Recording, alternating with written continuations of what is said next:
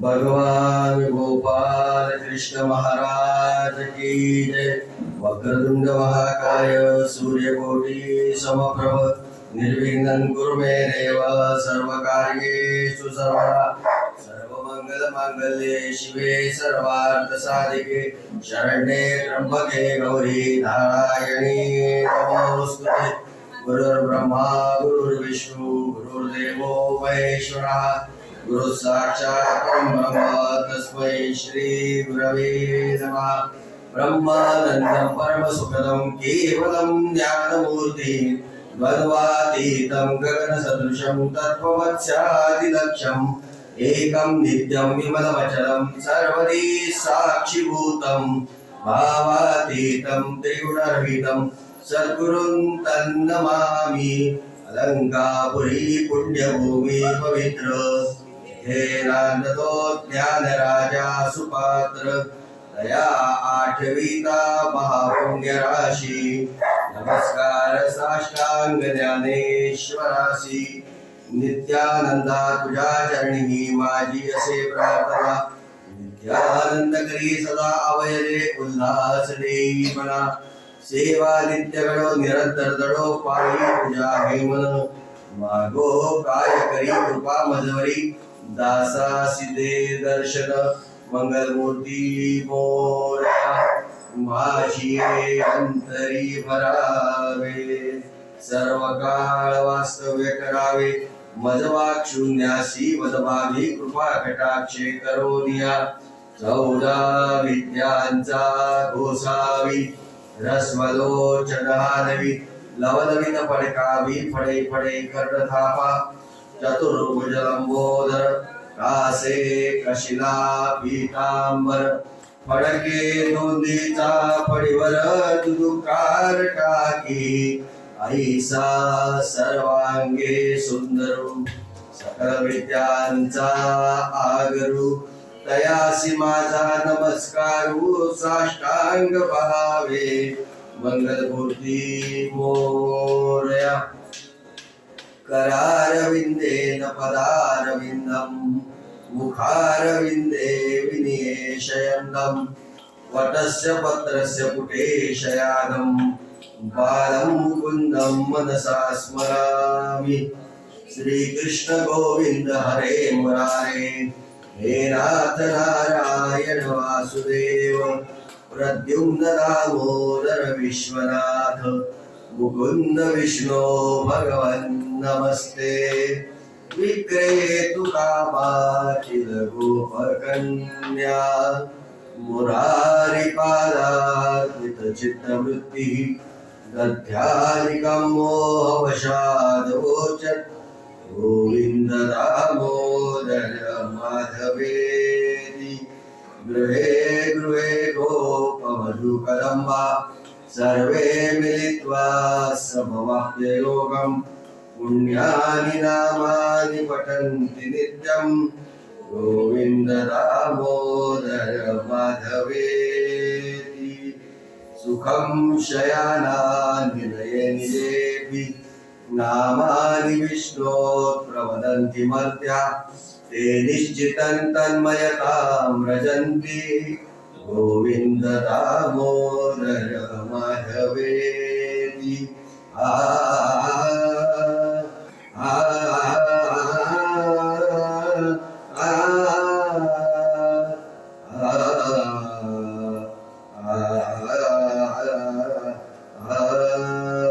जिह्वे सदैवं भज सुन्दराणि नामानि कृष्णस्य मनोहराणि समस्त भक्तार्ति विनाशनानि गोविंद दामोदर माधवेति सुखावसाने इदमेव सारं दुःखावसाने इदमेव ज्ञेयं देहावसाने इदमेव जाप्यं गोविंद दामोदर माधवेति श्री कृष्ण राधा वन गोकुलेश गोपाल गोवर्धननाथ विष्णु जिह्वे पिबस्वामृतमे तदेव गोविंद दामोदर माधवेति आ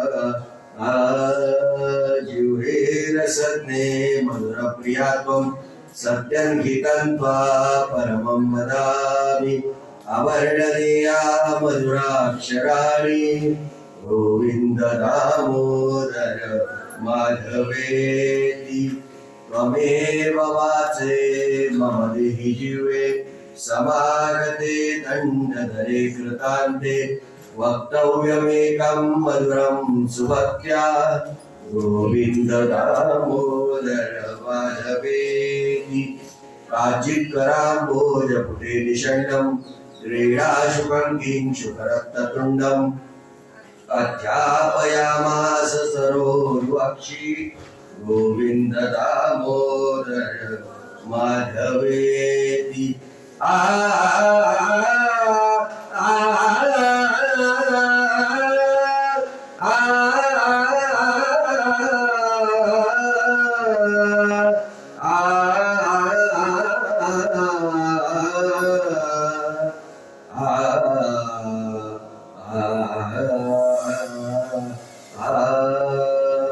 अग्रे कुरूणां मतपाण्डवानां दुःशासनेनाहृतमस्तकेशा कृष्णा तदाक्रोश अनन्यनाथा गोविन्द दामोदर माधवेति नमो स्वदन्ताय सहस्रमूर्ते सहस्रपादाय शिशिरोर्भावे सहस्रनाम्ने पुरुषाय शाश्वते सहस्रकोटियुगधारिणे नमः मूकं करोति वाचालं पङ्गुलं वैदिगिरिं यत्कृपात्महं वन्दे परमानन्दमाधव नारायणं नमस्कृत्य नरं चैव नरोत्तमं देवी सरस्वती व्यासं ततो जयमुदीरयेत् सच्चिदानन्दरूपाय विश्वोत्पत्त्यादिहेतवे तापत्रयविनाशाय श्रीकृष्णाय वयं नमः वसुदेवसुतं देवं कौसटाणूरमर्दनं देवकी परमानन्दं कृष्णं वन्दे जगद्गुरुं भगवान् गोपाल कृष्ण महाराज की जय राजाधिराज रामचंद्र महाराज की जय उमापति महादेव की जय पवन सुत हनुमान की जय अवधूत चिंतन श्री गुरुदेव दत्त आदिनारायण जयंतीनाथ दत्त जनार्दन श्रीनाथ मुकुंद मदन रामचंद्र शुकदेव स्वामी महाराज देवराय महाराज हरेराम महाराज सद्गुरु समर्थ नित्यानंद सरस्वती स्वामी महाराज की जय अच्युतानंद सरस्वती स्वामी महाराज की जय गजानन महाराज की जय साईनाथ महाराज की जय बाल मुरलीधर महाराज की जय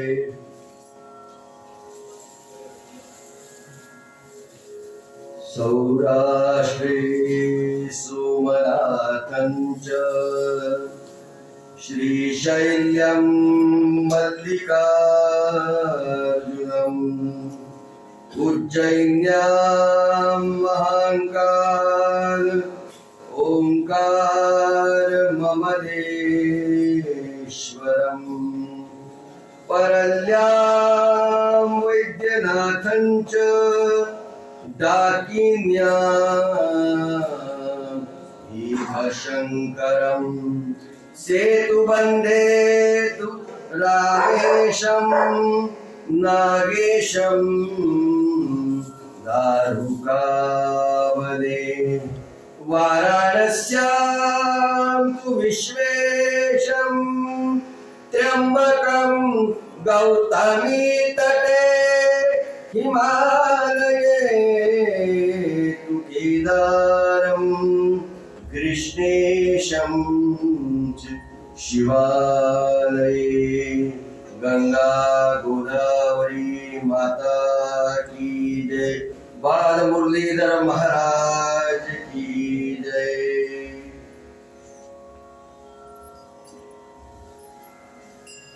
ओम नमो भगवते वासुदेवाय म्हणा.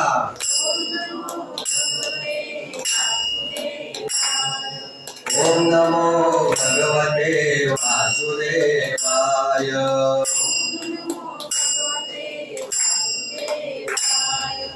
ओम नमो भगवते वासुदेवाय. ओम नमो भगवते वासुदेवाय. ओम नमो भगवते वासुदेवाय. ओम नमो भगवते वासुदेवाय. ओम नमो भगवते वासुदेवाय. ओम नमो भगवते वासुदेवाय. ओम नमो भगवते वासुदेवाय. ओम नमो भगवते वासुदेवाय. भगवान गोपाल कृष्ण महाराज की जय. बाल मुरलीधर महाराज की जय. कालपर्यंत आपण कपिल महाराजांचं चरित्र पाहिलं. इथपर्यंत आपण काल येऊ थांबलो.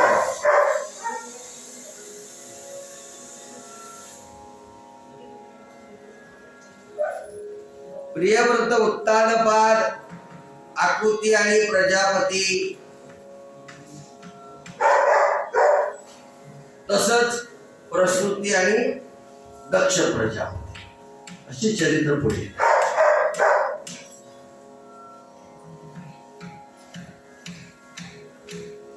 देवहूतीला मुली झाल्या इथपर्यंत आपण पाहिलं होतं का? नाही का? सगळ्या त्या 9 मुलींचं आपण पाहिलं होतं. मला विचारलं की त्यांचा वंश विस्तार सांगा. कलाची आणि मरीचीला संतान झालं कश्यप ऋषी आणि मूर्तिमान पूर्णिमा. अनसूया आणि अत्रि ऋषींना दत्तात्रेय, दुर्वास आणि चंद्र. मार्गशीर्ष पौर्णिमेला आपण जो उत्सव जो करतो का नाही गुरु दत्तात्रेयांचा, अर्थातच ब्रह्मा, विष्णू आणि महेश. आणि अगदी सोप्या मराठी भाषेत जर का सांगायचं झालं तर generator, operator and destroyer is equal to God. हे जास्ती पटकन कळतं. ब्रह्मा, विष्णू, महेश कळत नाही. हा, गॉड म्हणजे कळत.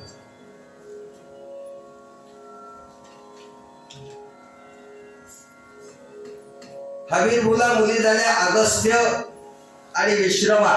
त्याचाच मुलगा कुबेर. आणि केशिनी पासून झालं रावण, कुंभकर्ण आणि विभीषण. भृगु वंशामध्ये मार्कंडेय आणि शुक्राचार्य. शांतीला झाली दधीची. असा सगळा आपण वंशविस्तार जर का बघितला तर मनु कन्याची प्रसूती जी होती ती दक्ष प्रजापती राजाला दिलेली होती. आणि तिला 16 मुली झाल्या. पूर्वीच्या काळचं सांगतो, आत्ताच नाही. आता आपल्याला सरकारला कायदा करावा लागला. स्त्री भ्रूण हत्या त्या काळी नव्हतं. 2-3 पिढ्या आपण मागे जर का गेलो तर आपल्याकडे एक म्हण होती.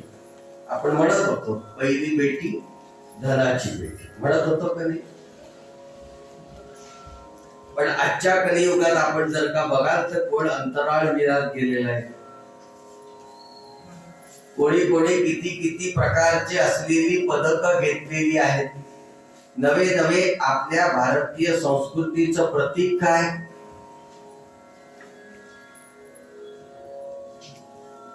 आपल्या भारताच्या असलेल्या सर्वोच्च पदावर 2 ज्या व्यक्ती ज्या झाल्या, एक व्यक्ती होऊन गेली, एक व्यक्ती आहे आता, त्या महिला आहेत. याला म्हणतात भारतीय असलेलं संस्कृतीचं वैभव. आणि अगदी व्यवहारात सांगू का, तुमच्या आमच्या घरातलं सांग. तुमच्या आमच्या घरातल्या चाव्या कोणाकडे असतात? किती जणी सगळे हसले की नाही. चाव्या स्वतःकडे असतात, हे केवढं भाग्य सांगा. त्यामुळे पूर्वीच्या काळी मुलगी असणं, सज्जन हो, कालच आपण पाहिलं की कन्यादानासारखं पुण्य नाही. पृथ्वी तलावर आल्यानंतर कन्यादान करायला मिळणं हे भाग्यात असावं.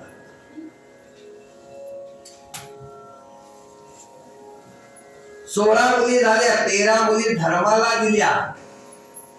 दया, मैत्री, शांती, पुष्टी, तुष्टी, क्रिया, मेधा, तितिक्षा, उन्मनी, श्रद्धा, मूर्ती, भी आणि धी. हे आता जे सगळं चालू आहे की नाही, आजच्या दिवशी या मुरलीधर मंदिरामध्ये एकादशीच्या निमित्ताने हे धर्मकार्य चालू की नाही, की आपल्या असलेल्या मनोकामना तो पूर्ण करतो आणि करतोच की हो. तुम्ही आम्ही करतो, मान्यता करतो म्हटलेला तो परमपिता परमात्मा, तो तुमच्या आमच्या मनोकामना पूर्ण करण्यासाठी तो इथे आले. पण आम्ही नाही ते त्यांच्याजवळ मागतो. आपण आपल्या असलेल्या सुखासाठी मागतो का? आम्ही काय मागतो?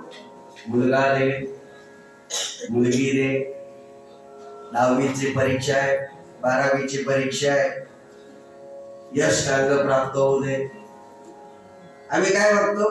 10वीला त्याला 90% वरती मार्क मिळू दे.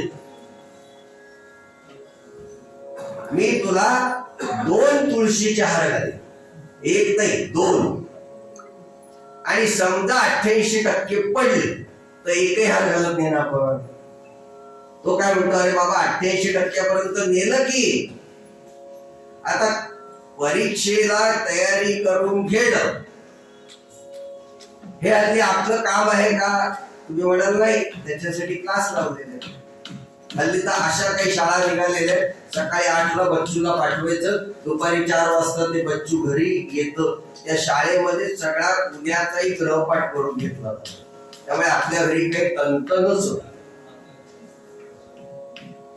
तरी सुद्धा दुपारी 4 वाजता आल्यानंतर थोडस खाल्ल्यानंतर कुठे स्विमिंगला दे, कुठे बॅडमिंटनला दे, कुठे कराटेला दे, कुठे जुडोला दे. त्यांचा शुक्ल गुरुजींचा नातू चालला तर बॅडमिंटन खेळायला, मग मी माझ्या पण नातवाला घेऊन जाते. अरे पण तो तयार आहे, तो बारीक आहे, तो त्याला ताकद आहे, त्याने काय केलं ते मी करायला जातो. मग त्याने काय केलं मी जर का करायला जर का जातो असं जर का असेल तर हे 200 वर्षापूर्वी आलेले आमचे मुरलीधर तुमच्या आमच्याकडे कधी म्हणाले यायला पाहिजे ना. मग तुमच्या आमच्याकडे सुद्धा मुरलीधर आलेच असते किंवा का बरं इथेच आले? बरं बसले तर बसले, ज्या ठिकाणी ठेवलं त्या ठिकाणी ते स्थानाबंद झाले. याला म्हणतात निष्ठा, याला म्हणतात श्रद्धा, याला म्हणतात प्रेम आणि याला म्हणतात धर्माचरण.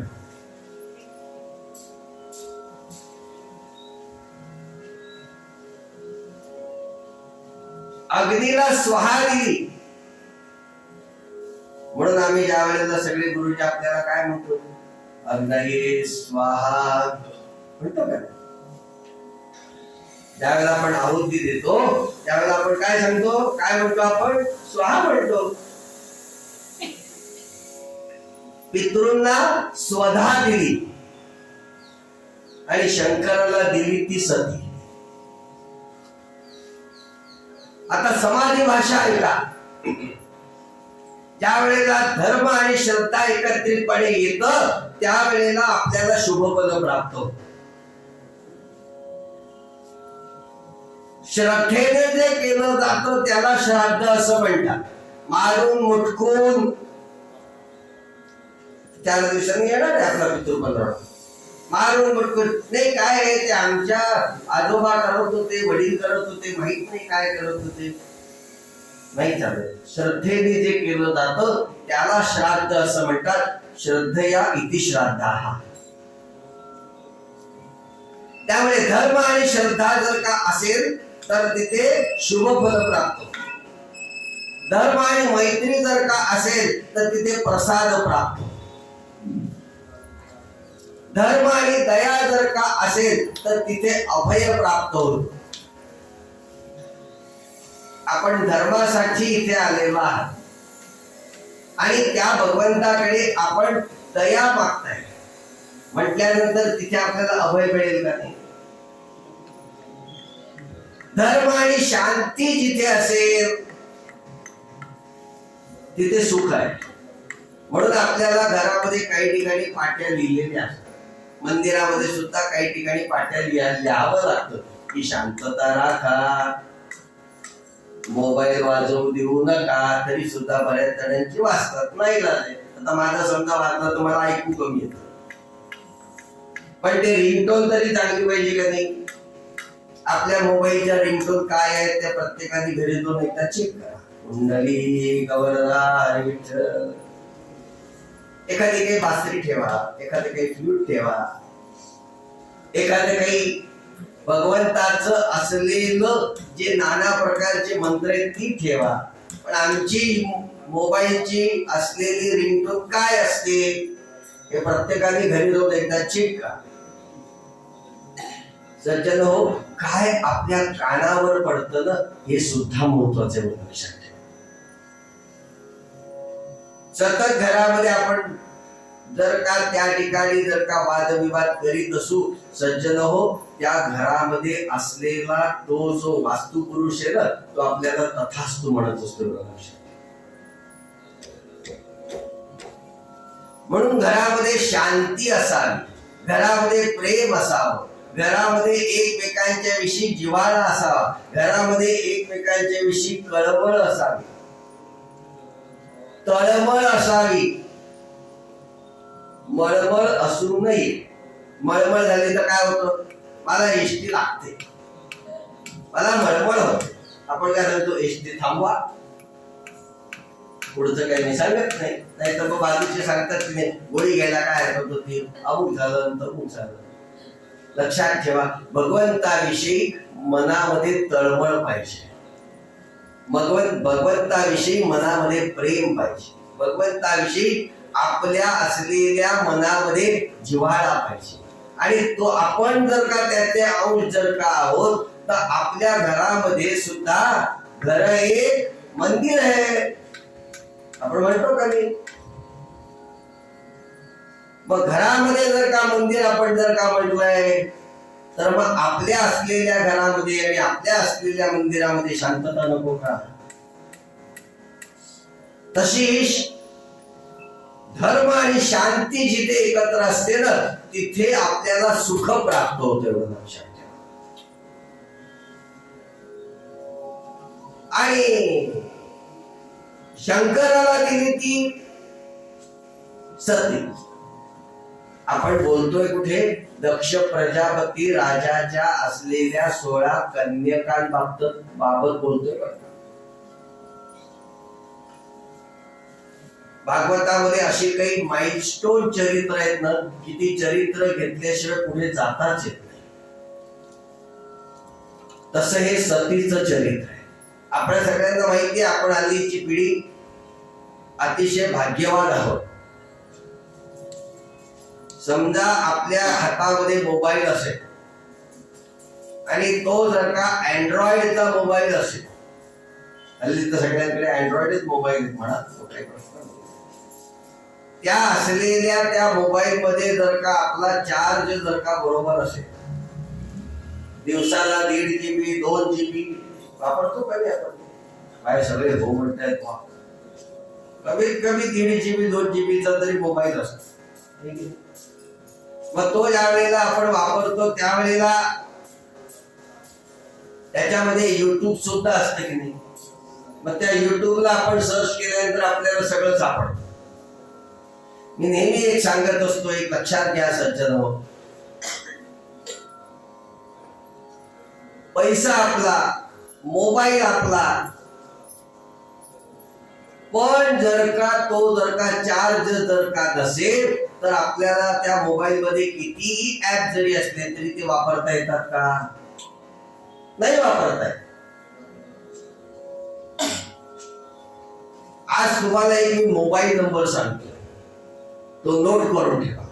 मोबाईल नंबर भगवंताकडे जाण्याचा डायरेक्ट एक मोबाईल नंबर आहे आणि तो मोबाईल नंबर आपण जर का नोट करून ठेवला तर आपल्याला त्याचं दर्शन आपोआप मिळतं. तुमचे आमचे मोबाईल किती आकडी आहेत? 10 आकडी. हे तर बरोबर 98 92 88 20 12. तुमचा कशाला सांगू मी? माझाच मोबाईल नंबर सांगितला आणि दुसऱ्याचा मोबाईल नंबर सांगणं हे सुद्धा हल्ली गैर आहे. त्यामुळे मी माझा नंबर सांगितला 98 92 88 20 12. तुम्ही म्हणाल काय गुरुजी काय कळलं? मराठी भाषेचं 9892882012. हा कळलं.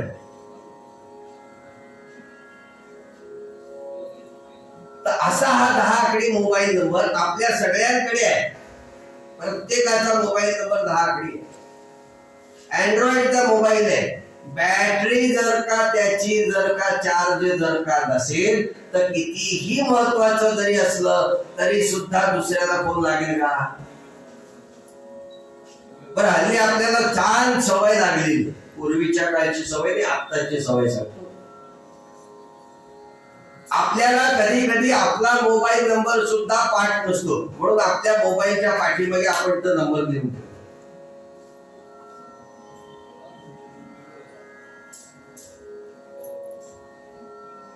पंचवीस वर्षापूर्वी झालेल्या कार्यामध्ये मला काय मिळालं हे आपल्या वर्गाला बरोबर माहिती असतं. कोणी काय दिलं, कोणी काय दिलं, कोणी काय दिलं. 25 वर्षापूर्वी 30 वर्षापूर्वी आपल्या असलेल्या कार्यात आपल्याला काय मिळालं. पण समजा मी आज जर का विचारलं की आपण मला 25 जणांचे मोबाईल नंबर सांगा, किती जण सांगतील? 25 जणांचे मोबाईल नंबर सांगा. तुम्ही म्हणाल महाराज हे कुठे भागवत कथेत दिलाय का? अहो दिलाय ना, भागवत कथेमध्ये दिलंय. कसं दिलंय सांगू का तुम्हाला? तुमच्या असलेल्या हृदयामधील तो जो भगवंत जो आहे, तुमचं असलेलं शरीरामधलं जे श्वासोश्वास जो आहे ना, तो कधी आपण मोजतो का हो? आता सगळे जण इथे मंदिरामध्ये जेवढे जण आहेत 100-125 जण, त्या प्रत्येकाचा श्वासोश्वास चालू आहे का नाही?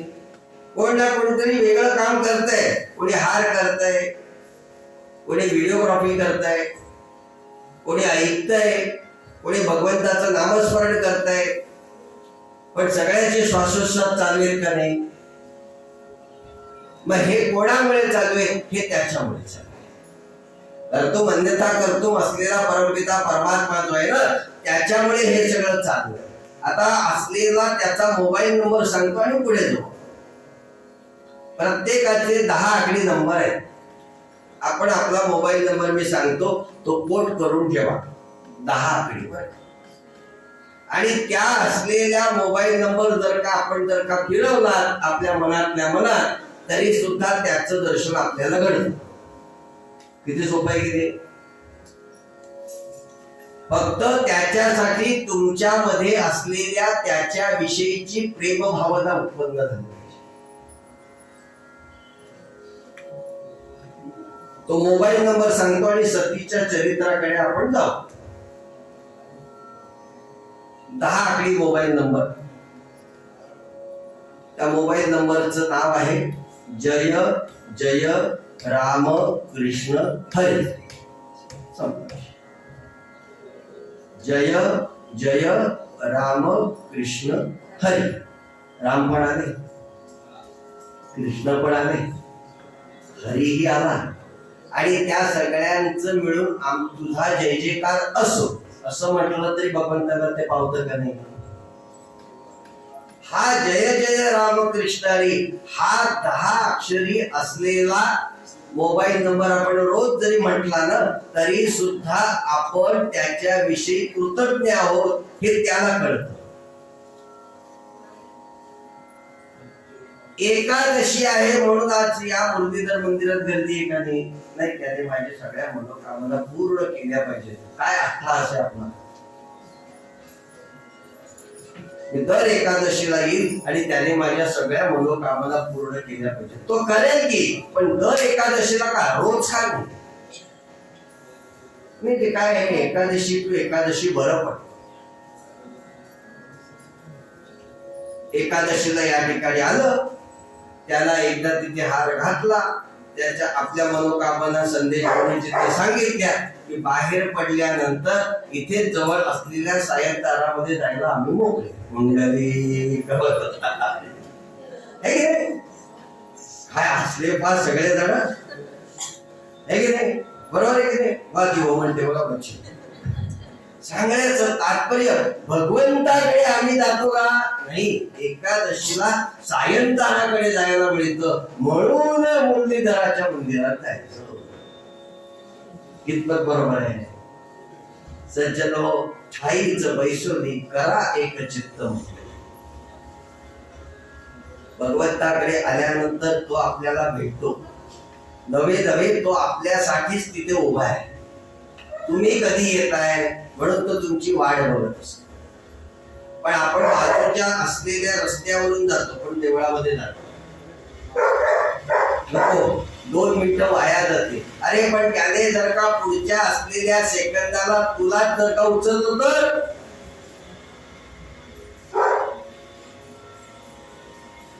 मग नमस्काराच्या दिवशी आपण तिथे काय करतो, बाई तू जाऊन नमस्कार कर, बघ काही राहिले का, बाई तू जाऊन नमस्कार कर, बघ काही राहिले का. अजून कसा येत नाही, अजून कसा शिवत नाही.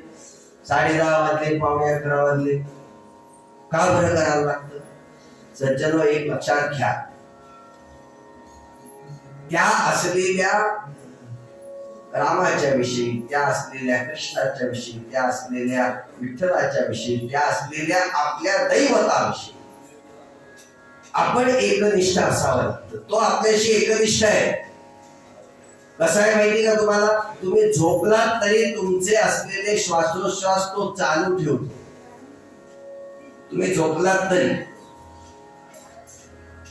एकदा रात्री झोपताना आपल्या उशीला सांगून ठेवा की बाई ग, मला पहाटे 5 वाजता उठायचंय बरं का, 5:30 वाजता मला गाडी पकडून मुंबईला जायचंय. तुम्हाला खरंच सांगतो, ती उशी तुम्हाला 5 वाजता उठवते. का उठवते? कारण तुम्ही त्या उशीवर विश्वास ठेवता. तसं त्या भगवंतावर विश्वास ठेवा. जर का त्या मुरलीधरावर आपण विश्वास जर का ठेवला तर आपल्या सर्व मनोकामना तो पूर्ण करतो. पण धर्म आणि श्रद्धा हे ज्या वेळेला एकत्र येतं त्यावेळेला शुभफल प्राप्त. दक्ष प्रजापती राजाची असलेली सती जे शंकरांशी विवाह झालेला होता, कैलासावर शंकर भगवान रामकथा असलेल्या त्या सतीला सांगत होते.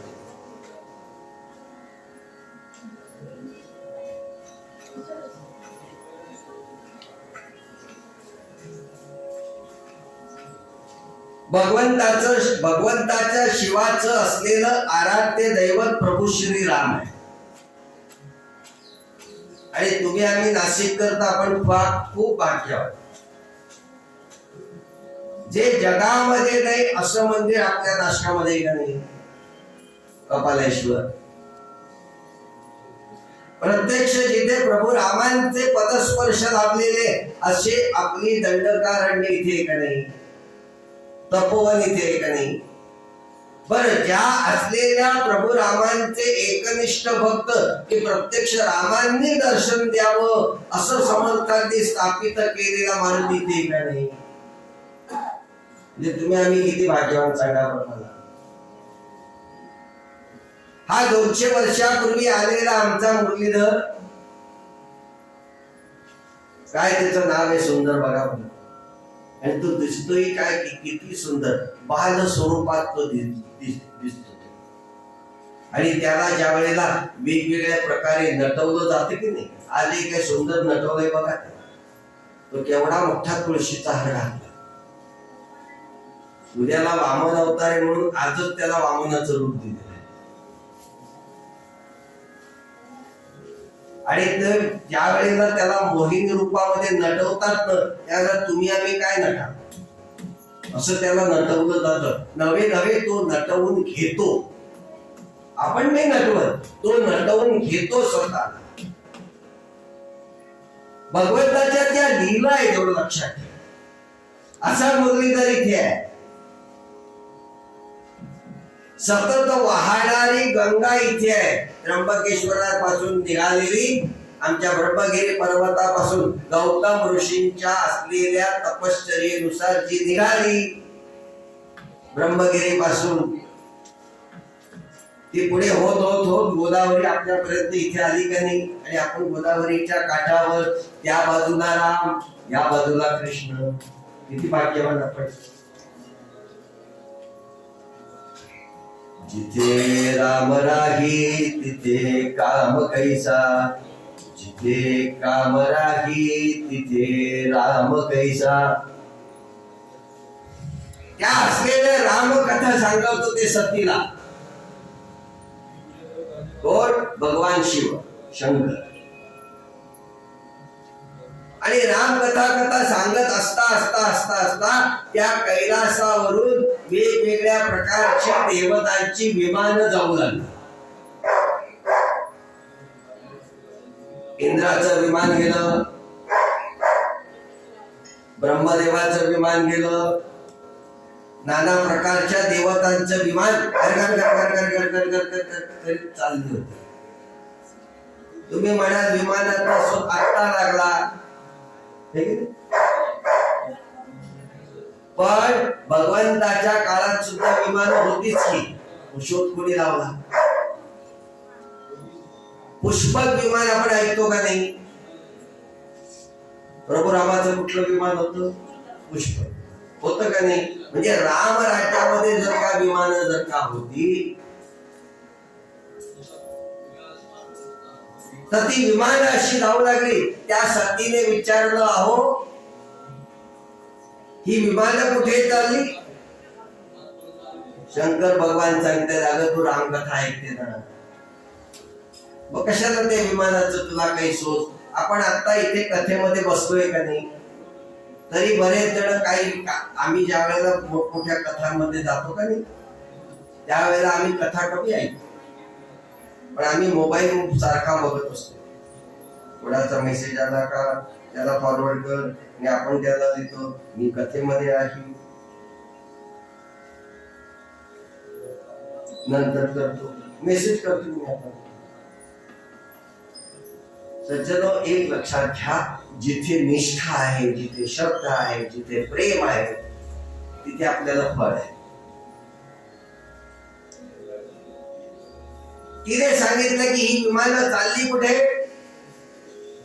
शंकर भगवान सांगते, अगं आपल्याला काय करायचंय विमानं कुठे चालली? मी माझ्या असलेल्या आराध्य दैवताचं गुणानुवाद करतोय तुझ्याशी. पण ती म्हणाली, तरी पण जरा सांगा. भगवंताने विचार केला, आता यांना सांगायलाच पाहिजे. बालहट्ट, राजहट्ट आणि स्त्री हट्ट हा पुरवावा लागतो. त्यामुळे भगवंताने सांगितले की अगं ही विमानं तुझ्या असलेल्या वडिलांकडे निघाली, दक्ष प्रजापती राजा. असं का बरं निघाले? त्यावेळी तिथे मोठा यज्ञ आहे, त्या यज्ञाच्या ठिकाणी ही निघालेली आहे. ती म्हणाली, यज्ञाच्या ठिकाणी निघाले तर तुम्हाला आमंत्रण नाही? भगवंत म्हणतात की जावयाला आमंत्रण दिल्याशिवाय सासरी जाऊ नये.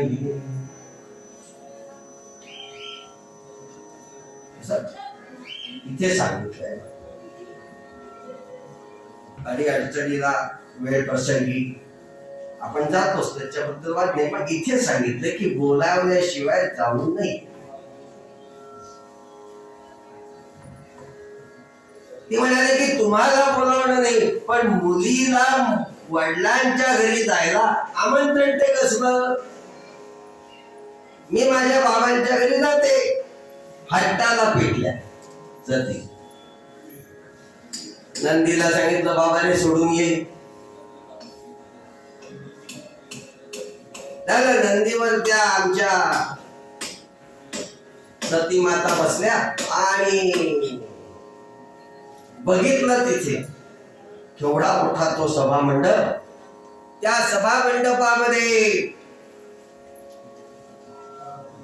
सगळे जण त्या ठिकाणी ऋषीवर आलेले, सगळे देव तिथे आलेले, वेगवेगळ्या देशाचे राजे तिथे आलेले. आईने बघितलं मुलगी आली म्हणून.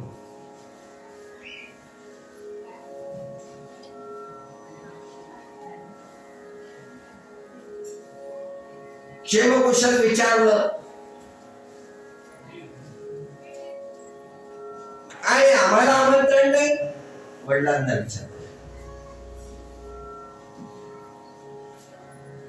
सगळ्या देवतांना तिने विचारलं, विष्णूला विचारलं, ब्रह्माजीला विचारलं. ब्रह्माजी तुम्ही तर निर्माण करते आणि ज्या वेळेला काही येतं त्यावेळेला तुम्ही अडचण आली की माझ्याकडे येता, आमच्या आहोंकडे.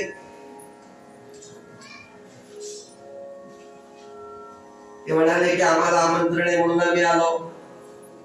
सगळ्या देवदेवतांना विचारलं, देवांचे राजे इंद्राला विचारलं, विष्णूजींना विचारलं. उत्तर एकच, तुझ्या वडिलांना जाऊन कळेना. तिने त्या असलेल्या त्या यज्ञामध्ये स्वतःची आहुती दिली. ही वार्ता तिकडे कळली. भगवंतानी एक जटा काढली, ती आपटली, त्याच्यातून वीरभद्र नावाचा राक्षस निघाला. त्या सगळ्या असलेल्या यज्ञाचा विध्वंस झाला.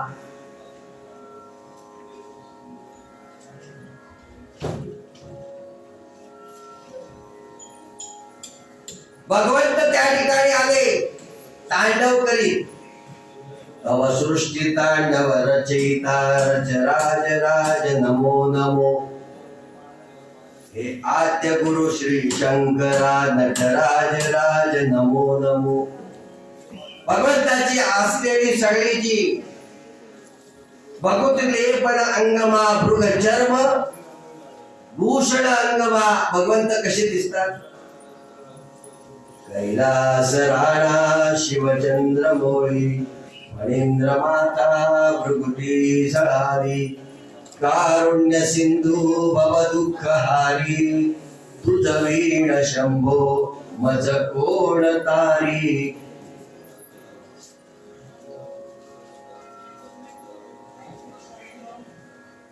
असे ते त्या ठिकाणी आले आणि बघितलं की प्रत्यक्ष शिव त्या ठिकाणी आलेले आहेत. सगळ्यांनी त्यांना साष्टांग दंडवत घातलं आणि तो अधिकार कळाला. लक्षात, तो अधिकार कळाला. वंदे देव उमापती सुरगुरुं वंदे जगत्पालकं वंदे पन्नगभूषणं मृगधरं वंदे पशूनां गति वंदे सूर्य शशांक वहति नयनं वंदे मुकुंद प्रियं वंदे भक्त जनाश्रयंच वरदे वंदे शिवं शंकरं. सगळ्या देवतांनी त्यांना साष्टांग नमस्कार घातले. अधिकार कळला.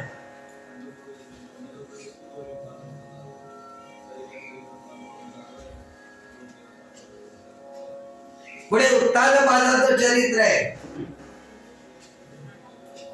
सुरुची आणि सुमिती अशा त्याच्या दोन पत्नी. आपल्याला सगळं चरित्र माहिती, आपण रोज सगळे ऐकतात.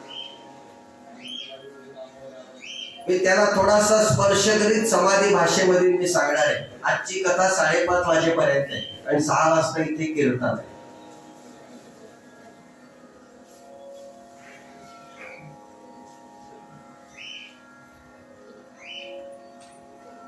सुरुचीचा मुलगा उत्तम आणि सुनीतीचा मुलगा ध्रुव. सुरुची याचा अर्थ काय? आपल्याला ज्याच्यामध्ये रुची वाटते ते उत्तम. साबुदाणा वडा, बटाटे वडा, मूग डाळीची भजी इथे खाली उतरल्यावरच मिळतात. तुम्ही म्हणाल महाराज तुम्हाला कसं काय माहिती? रोज येताना पाहतो. आपल्याला ज्याच्यामध्ये रुची असते ते आपल्याला सगळं उत्तम वाटतं की नाही. अगदी मॅकडोनाल्डच्या असलेल्या त्या दुकानामध्ये गेल्यानंतर सुद्धा मराठी भाषेत सांगू, डॉमिनोजचा पिझ्झा आवडतो का रे? आवडतो का रे? वा किती आवडतो म्हणजे. सांगण्याचं तात्पर्य आपल्याला ज्याच्यामध्ये रुची वाटतं ते आपल्याला उत्तम वाटतं, परंतु ज्याच्यामध्ये खरोखरी आपल्याला संसारात रुची वाटते ते उत्तम असतच असं नाही. धाडसाचं विधान आहे माझं. साखर आपल्याला खूप आवडते म्हणून साखर खाल्ली तर डॉक्टर सांगतात, अहो शुक्र महाराज साखर जास्त झाली, तुम्ही आता साखर सम्राट झाले, साखर कमी करा. उत्तम आहे ना, आवडते ना, मग खाल्ली तर. आम्ही तिखट खूप खातो, लवंगी मिरच्या खाऊन बघा. कुंडली गवळरा हरी विठ्ठल, सगळं काही मला आवडतं, परंतु मला आवडतं त्याला काय आवडतं ते आपण पाहतो का? हे मला आवडतं, हे मला आवडतं, हे मला आवडतं, हे मला आवडतं. शब्द आवडतं आणि आवडतं पेक्षा सुद्धा मला हा जास्ती. तसं जे सुरुची जे आहे ते उत्तम आहे म्हणून सुरुचीचा मुलगा उत्तम आणि सुनीतीचा मुलगा ध्रुव. ते ध्रुव एकदा जाऊन बसले आपल्या वडिलांच्या मांडीवर. त्या असलेल्या सुरुचीने सांगितलं, तुला या मांडीवर बसण्याचा अधिकार नाही, तुला जर का तिथे जर का बसायचं असेल तर माझ्या पोटी जन्माला यावं लागेल.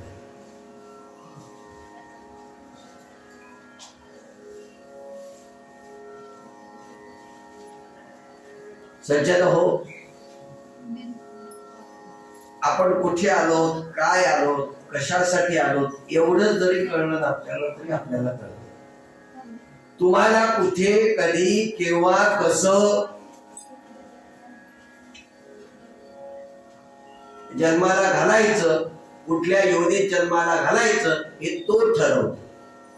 आणि तुम्हाला कुठे, कधी, केव्हा, कसं, कोणत्या वेळेला आपल्याकडे घ्यायचं हेही तो ठरवतो. त्यामुळे त्याने जन्म मरणाची आपली दोरी जी आहे ना ती त्याच्या हातात ठेवलेली. लक्षात ठेवा, आपण पृथ्वी तलावर ते कठपुतल्यांचा खेळ असतो का नाही, ती दोरी आपल्याला दिसते का सांगा बरं मला.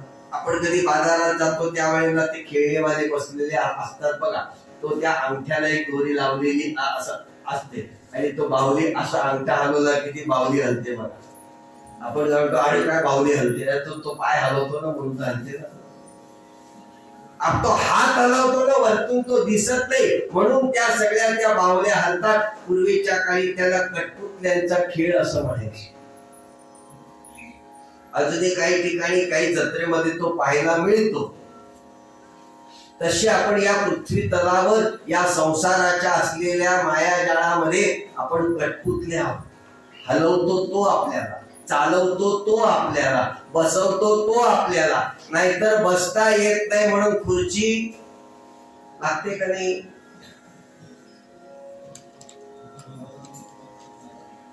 त्या मुरलीधर मंदिरामध्ये एक बरं आहे, ज्याला खाली बसायचं त्याने खाली बसा, ज्यांना सतरंजीवर बसायचं त्याने सतरंजीवर बसा, ज्यांना खुर्चीत बसायचं त्याने खुर्चीत बसा. सगळी व्यवस्था केलेली आहे. ते संत म्हणतात की नुसतं तुम्ही ऐकायला तर या, तुम्हाला खुर्ची पाहिजे खुर्ची देतो, पंखा पाहिजे पंखा देतो, सगळं मिळेल. सांगण्याचं तात्पर्य, त्या ध्रुवाला सांगितलं तुला माझ्या पोटी यावं लागेल. ध्रुव बाळ गेले सुनीतीकडे, आईला विचारलं अगाई असं असं असं असं झालं. आई म्हणाली अगं अरे बाळा ते देवाच्या मनात आहे, तुमच्या आमच्यात काय आहे. मग देव कुठे आहे, काय कुतूहल आहे. कपिल महामुनींच्या मातोश्री सुद्धा कपिल महामुनींना जसं ते बाळाचं कौतुक जसं बोलतात तसं काल आपण ऐकलं आपण. तसे ते ध्रुव बाळांनी विचारलं मग देव कुठे आहे? मग देव कुठे राहतो? देव वनात राहतो. तपश्चर्या कुठे करायची? वनामध्ये करायची. ते मधुवनामध्ये गेले. ध्रुव बाळ मधुवनामध्ये गेले. कशी तपश्चर्या करायची काही कळायचंच नाही. कोणीतरी मार्ग करणारा, मार्ग दाबविणारा असावा लागतो का नाही?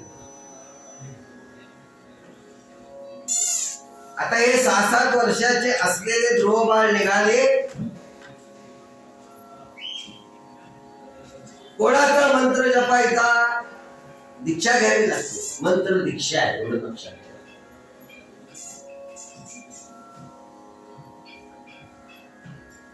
ओम नमो भगवते वासुदेवाय. मी पहिल्याच दिवशी आपल्याला सांगितलं भागवतामधील हा 12 मंत्र आहे.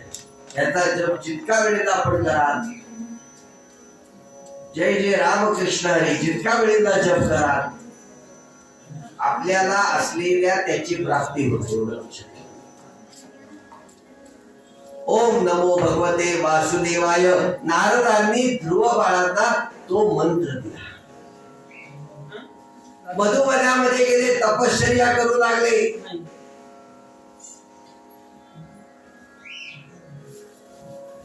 कसा दिसतो भगवंत?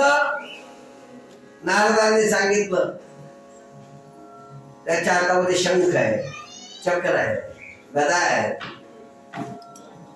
तो पद्मधारी आहे, तो किरीट कुंडल घातलेला आहे आणि तो त्या केयुरालीच्या प्रमाणे तो नटलेला आहे. आणि त्याचं ध्यान जे आहे ना ते परमानंदाची प्राप्ती करून देणार. भगवंताचं ध्यान करावं लागतं.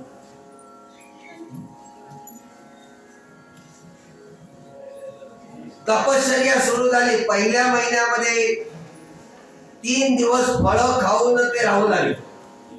दुसऱ्या महिन्यामध्ये 6 दिवसांनी सुकी पानं खाऊन ते राहू लागले. तिसऱ्या महिन्यामध्ये 9 दिवसानंतर फक्त पाणी पिऊन राहू लागले. चौथ्या महिन्यामध्ये 12 दिवसानंतर हवा भक्षण करू लागले. 5व्या महिन्यामध्ये एका पायावर उभं राहून श्वासावर नियंत्रण केलं त्यांनी. आणि 6व्या महिन्यामध्ये व्यष्टी आणि समष्टी यांना एकरूप केलं आणि प्राणावर जय मिळवण्याचं. जसं जसं जसं जसं जसं जसं जसं यांचं तप वाढत चाललं तसं तसं सृष्टी घाबरायला लागली. सृष्टीवर एक प्रकारे सृष्टी अशी दोलायमान व्हायला लागली कारण व्यष्टी आणि समष्टी एकत्रितपणे झाली. थोडस हळू बोला, तुमचं तुमचं चालू द्या. भगवंताच्या मंदिरामध्ये आपण आलेला आहात तर फक्त हार करताना जेवढं बोलायचं तेवढं. संध्याकाळी आपण भेटू, दुपारी आपण भेटू. काल तुला फोन केला होता, तू उचलला नाही. भगवंताच्या असलेल्या आपण आज एकादशीचा पर्व काल, त्यामुळे भगवंताकडे हार करताना सुद्धा जय श्री कृष्ण, जय मूर्ती असं म्हणा बरं. बघा बरं तो हार किती सुंदर होईल. पण आपण ते बरं ते गंमत अशी आहे की आपण त्या फुलाकडे पाहतच नाही. ती सुई ज्या वेळेला फुलात टाकायची असते ना त्यावेळेला ती मधोमध टाकायची असते. जर का आपण उलट्या सुलट्या बाजूला जर का टाकली तर अर्ध फुल त्या बाजूला आणि अर्ध फुल या बाजूला. देवताला हार वाहताना एक फुल त्याच्यात राहणारच नाही, तुटून जाईल. आणि समजा चुकून जर का ते फुल ती असलेली सुई जर का तुमच्या बोटाला लागली तर धनुर्वाताचं इंजेक्शन घ्यायचं. म्हणजे एक सुई बोटाला लावून घ्यायची आणि एका सुई आपल्याला टोचून घ्यायची. आपल्याला जर का सुई टोचवायची नसेल तर छानपैकी बाल मुरलीधरा काय सुंदर फुल येते. मनातल्या मनात विचार करा, ते फुल आपल्याला टोचून घेते एवढं लक्षात ठेवा. मी नेहमी सांगत असतो, गुलाबाला काटे आहेत का? काट्यात गुलाब आहे. कॉमन माणसं काय विचार करतात, गुलाबाला काठी आहे. पण संत मंडळी काय विचार करतात, गुलाबाला काटे आहेत हा झाला निगेटिव्ह विचार, आणि काठ्यामध्ये गुलाब आहे हा झाला पॉझिटिव्ह विचार. त्यामुळे आपण त्या देवाने निर्माण केलेल्या फुलाला ती सुई टोचतो, एवढं लक्षात ठेवा. आपल्याला सुई टोचल्यानंतर किती यातना होतात, मग निदान त्या यातना त्याला लागू नये. चांगले डॉक्टर असतात ना, चांगले नर्सेस असतात ना, इथे काही सांगायची गरज नाही, ते 2-2, 3-3 नर्सेस पण बसलेले आहेत. बोलता बोलता हा तुमचं नाव काय, तुमचं नाव काय म्हणता म्हणता तूच करून सुई टोचून देतात, कळत पण नाही आपल्याला. तसं त्या फुलाला बाल मुरलीधरा तुला व्हायचंय बरं का, तिथे दोऱ्यात आपण काय सुंदरपणे तो हार तयार होतो, लक्षात ठेवा. असं त्या व्यष्टी आणि समष्टी एकत्रितपणे झाल्या आणि ती सृष्टी दोलायमान व्हायला लागली. भगवंताने विचार केला, आता जर का नाही आपण प्रगट झालो तर गडबड होईल. नारदाने सांगितलं भगवंत जायला लागेल तुला. मंत्र कोणी दिला, नारदाने दिला. ओम नमो भगवते वासुदेवाय. साक्षात भगवंत प्रगट झाले ध्रुव बाळांच्या समोर. पण तरी सुद्धा हे भगवंत आहेत हे माहिती कुठे. मग ज्या वेळेला भगवंताने तो शंख जो होता तो त्यांच्या गालाला लावला, त्यामुळे त्यांना असलेली भगवंताची स्तुती करायला लागली. वसुदेव सुदम देवम कंस चाणूरमर्दनम देवकी परमानंदम कृष्णं वंदे जगद्गुरु. काय पाहिजे, जिथून भगवंत मला उठवता येणार नाही असं स्थान पाहिजे. बाकी सगळे विसरले. आईने मला सांगितलं अमुक झालं तमुक झालं, मला बसण्यासाठी जागा पाहिजे. भगवंताने विचारलं, अजून काही नाही. समजा मुरलीधर एकादशीला शुक्ल महाराजांना आज संध्याकाळी 6:30 वाजता प्रगट झाले.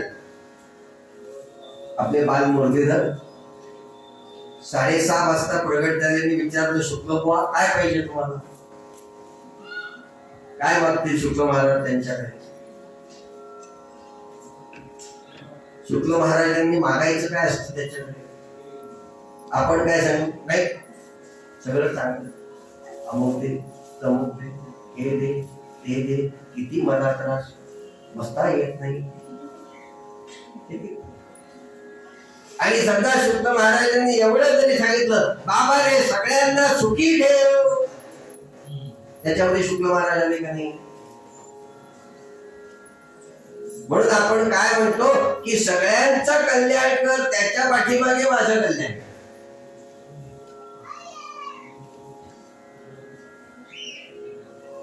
बाल ध्रुवांनी जवळजवळ 36,000 वर्ष राज्य केलं. काय ताकद असणार.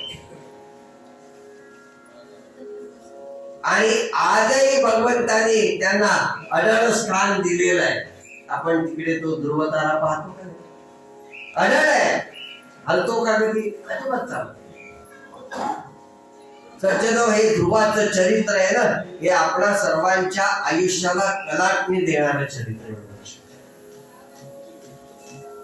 मी नेहमी सांगत असतो की भागवत किंवा इतर ग्रंथ आपल्याला काय शिकवतात, आपल्या असलेल्या शरीराचा मनाचा आरसा कशा पद्धतीने त्या आरशात पाहायचं, तुम्ही कोण आहात ते चरित्र आपल्याला दाखवतं. म्हणून ध्रुव बाळाचं चरित्र आपल्या आयुष्याला कलाटणी देणारं आणि मार्गदर्शक ठरतं, एवढं लक्षात ठेवा.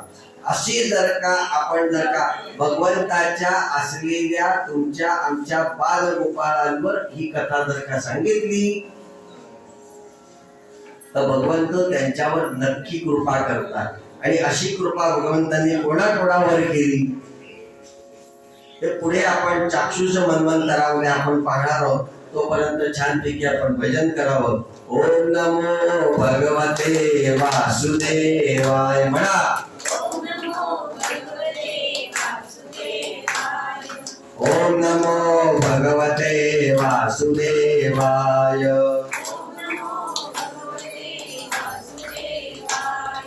ओम नमो भगवते वासुदेवाय.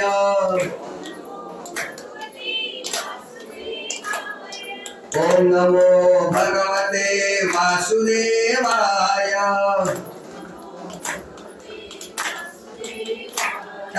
ओम नमो भगवते वासुदेवाय.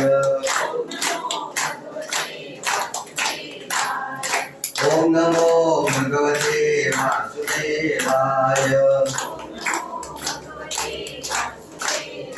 भगवान गोपाल कृष्ण महाराज की जय. बाल मुरलीधर महाराज की जय. नाना नाना नाना नाना प्रकारचे चरित्र याच्यामध्ये आलेले.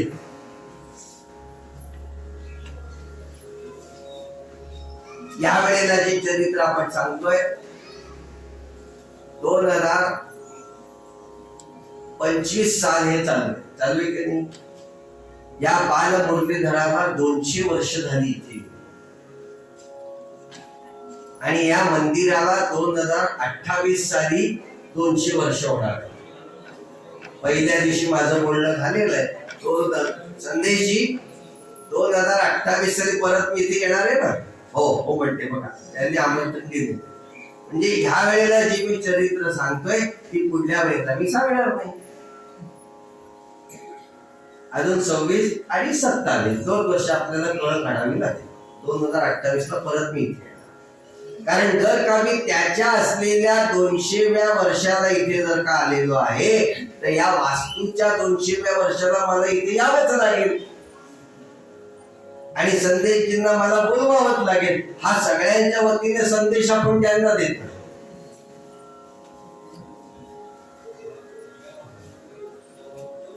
याच असलेल्या मन्वंतरामध्ये पृथ्वीराजा होऊन गेला. 99 त्याने अश्वमेध यज्ञ पार पाडले. 99 काय ताकद असो.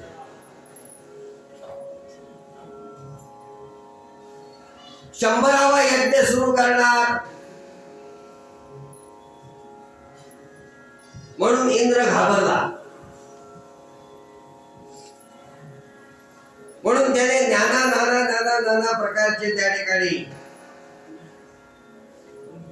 पाखंडी रूप घेऊन तो त्या ठिकाणी त्याने त्या असलेल्या यज्ञाचा जो अश्व जो होता तो पळवला.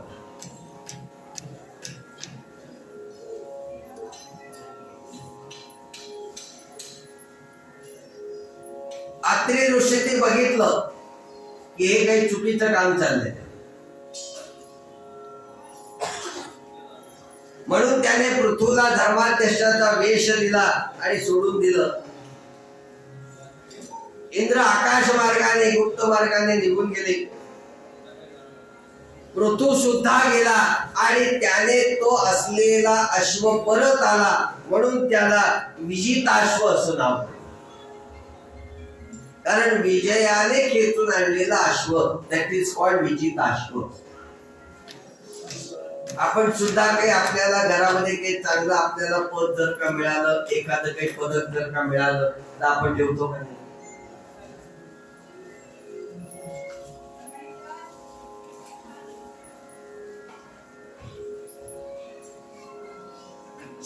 तो यज्ञ तयार करता करता करता करता त्या असलेल्या विजिताश्वनी चारही आपल्या असलेल्या मुलांना चारही दिशेला पाठवलं. आकाश मार्गाने पाठवलं. आणि पुन्हा तो सगळा तो गोळा.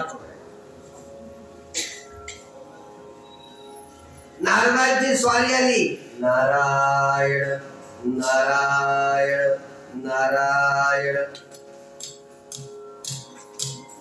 याच असलेल्या युगामध्ये बहिर्षद आणि प्राचीन परीही याचं सुद्धा चरित्र सांगितलंय.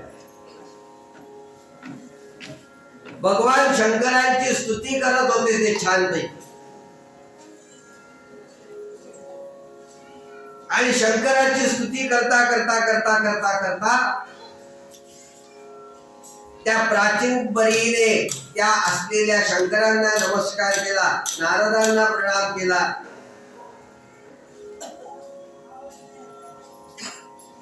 मला विशुद्ध ज्ञानाचा उपदेश झाला, मी कर्मबंधनातून मुक्त होईन अशी शंकराला प्रार्थना केली.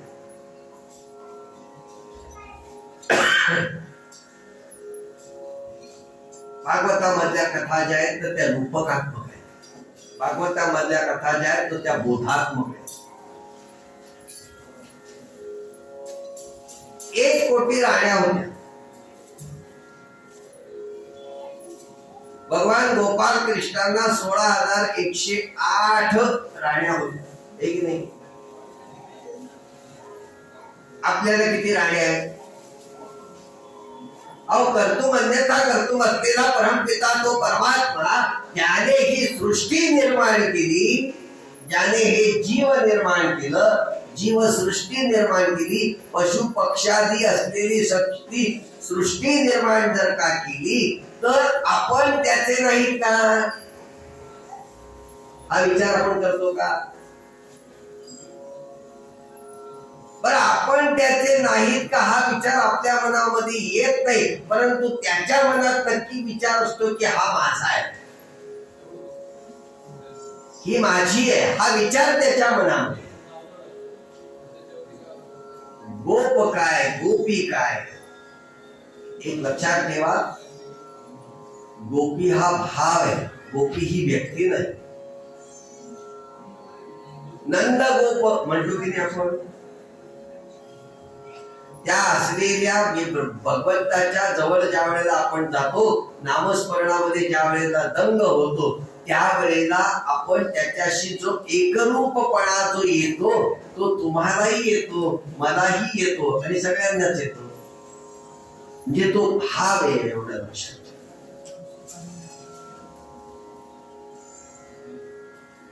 याच असलेल्या कुळामध्ये पुरंजनाचं चरित्र आहे. पुरंजन राजा आणि त्याचा मित्र अविज्ञात हे दोघे मानस सरोवरामध्ये होते. जणू राजहंस एक बिंब आणि तर दुसरं बिंब जणू काही तो अविज्ञात, इतकी मैत्री होती त्यांची.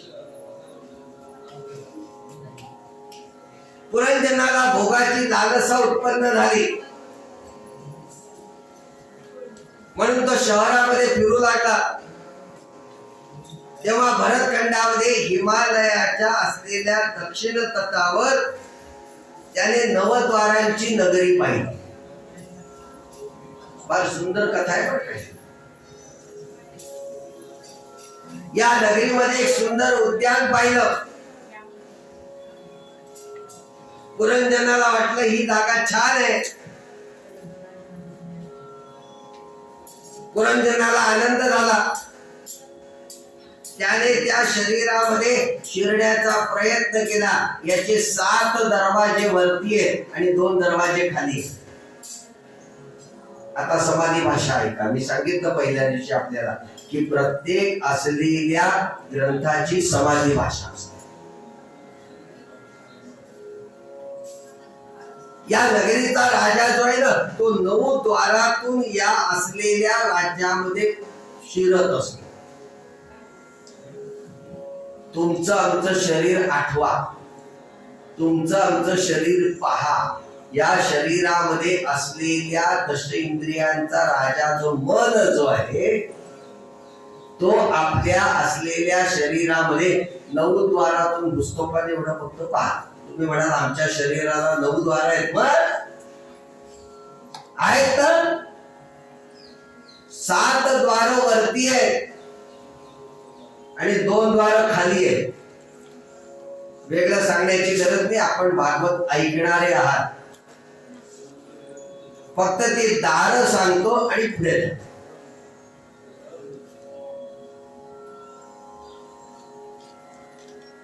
पूर्वेला पश्चिमेला असलेली 2 दार आहेत. जाऊ दे, अजून थोडस जरा सोपं करून सांग. 2 डोळे,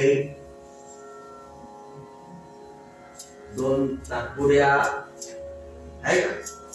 2 आणि 2 4. शाबाश. 2 कान, 4 आणि 2 6. आणि आता मी ज्या असलेल्या माझ्या मुखातून बोलतोय ते मुख 7 द्वार वरती का नाही. म्हणून आपण काय म्हणतो, श्वासोश्वास ते लोम अलोम प्राणायाम करतात की नाही. एका नाकपुड्याने श्वास घ्यायचा, दुसऱ्या नाकपुड्याने सोडायचा. तो सोडला का नाही. मराठीतली म्हण सांगू का. नळी फुंकली इकडून तिकडे. शाबाश, किती छान. समजा जर का इकडच्या कानामध्ये दडा बसला तर आपण काय म्हणतो, अरे डाव्या कानामध्ये जरा दडा बसला, इकडे कमी ऐकू येत. आ करतो कधी आपण आ. सज्जन हो, 7 द्वार वरती आहेत आणि 2 द्वार खाली आहेत. वेगळं सांगण्याची गरज नाही. सकाळी आपण प्रातःविधी करताना त्या द्वारांचा उपयोग करतो. श्रोत्यास न सांगता असा हा आनंदी माणूस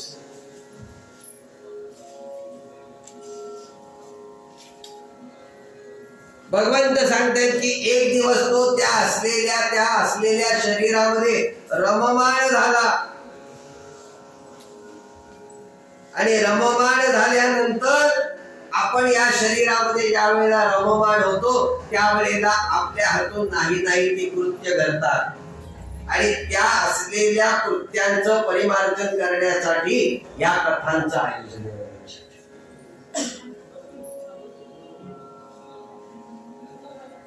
याच वंशामध्ये चंडवेल नावाची स्वारी झाली. आणि त्या चंडवेल नावाच्या राजानंतर याच असलेल्या युगामध्ये नाना प्रकारची डोळ्याने आपण रूप पाहतो, कानाने आपण श्रवण ऐकतो, नाकाद्वारे आपण गंध घेतो, तोंडाद्वारे आपण रस घेतो. आणि हे सगळं त्या असलेल्या उदरामध्ये साठल्यानंतर जे नको असलेलं 2 लिंगाद्वारे आपण बाहेर.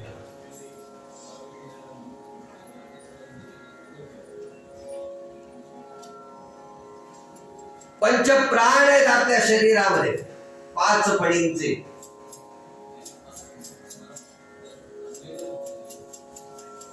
अविद्या ही आपल्या शरीरामध्ये जर का असेल तर अविद्येचं फळ काय, दुष्ट.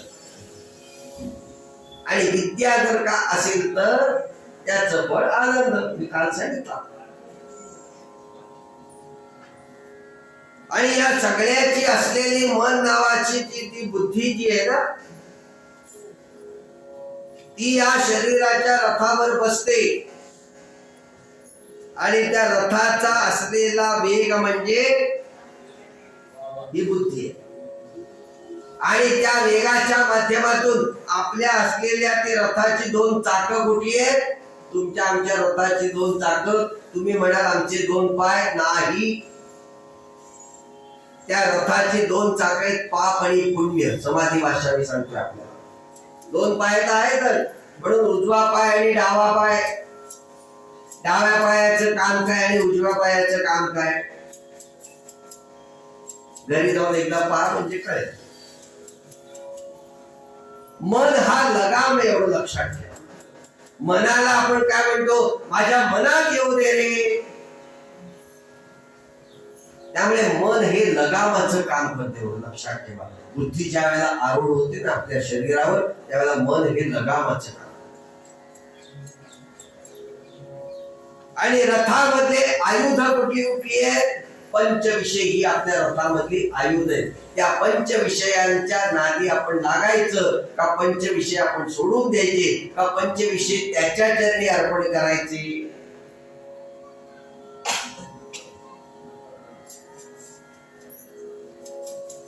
वृद्धावस्था आपली हीच काळकन्या आहे. आपल्याला येणारी वृद्धावस्था हाच आपला काळ आहे, एवढं लक्षात ठेवा, वेगळं काही नाही.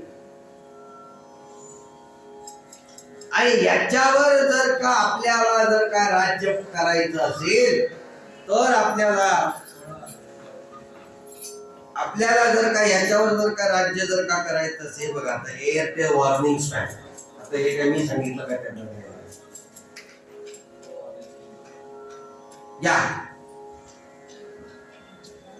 या आमचे देसाई यांचा आडनाव खूप छान आहे बरं, देसाई. देसाई.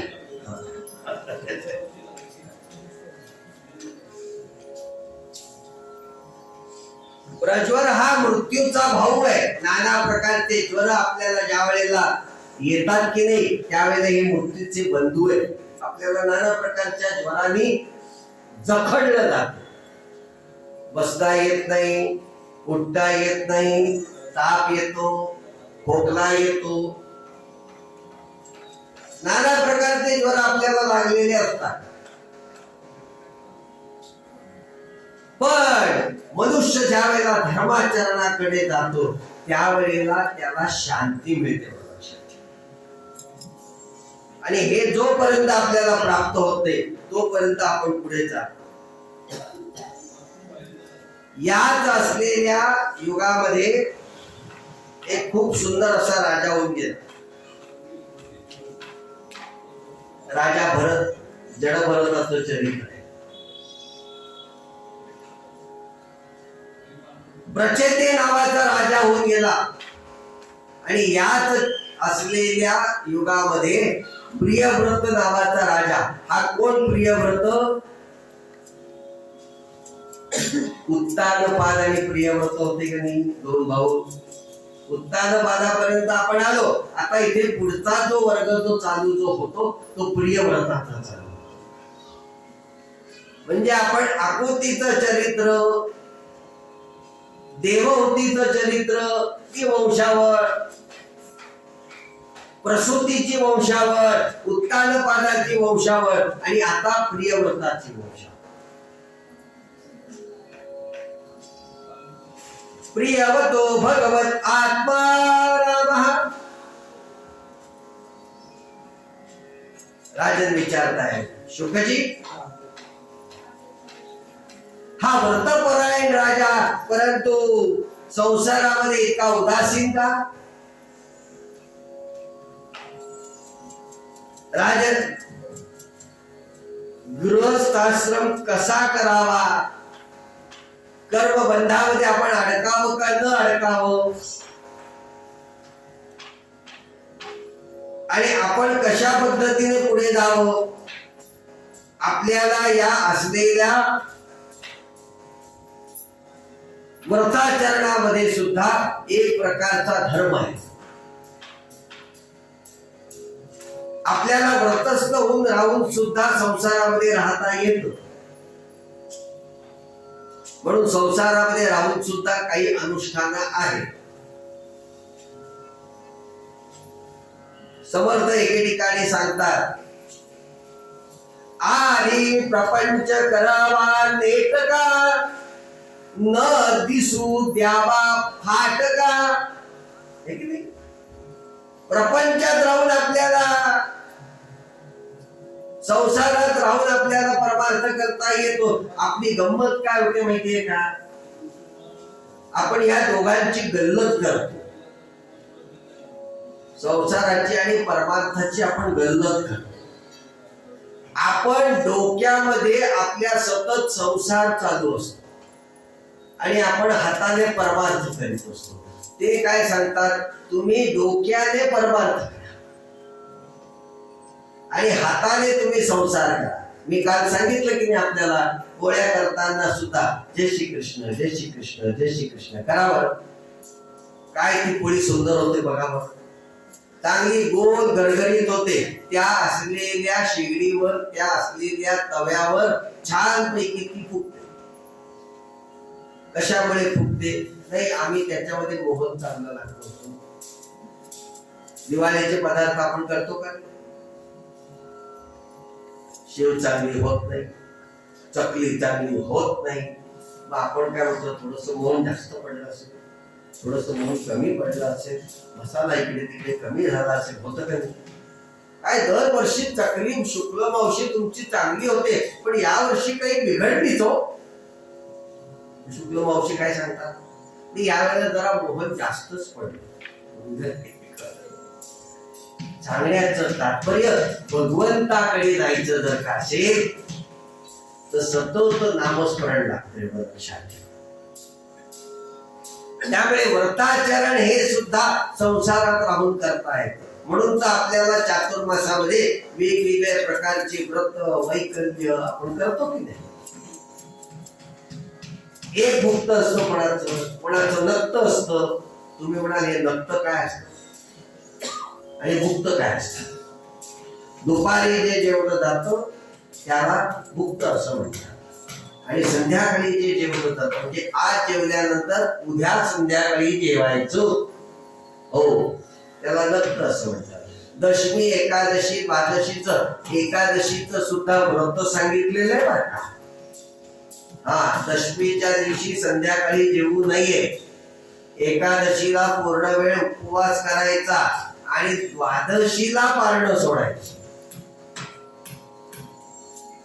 आम्ही दशमीच्या दिवशी, उद्या एकादशी आहे, म्हणून आम्ही जोरदार आणतो.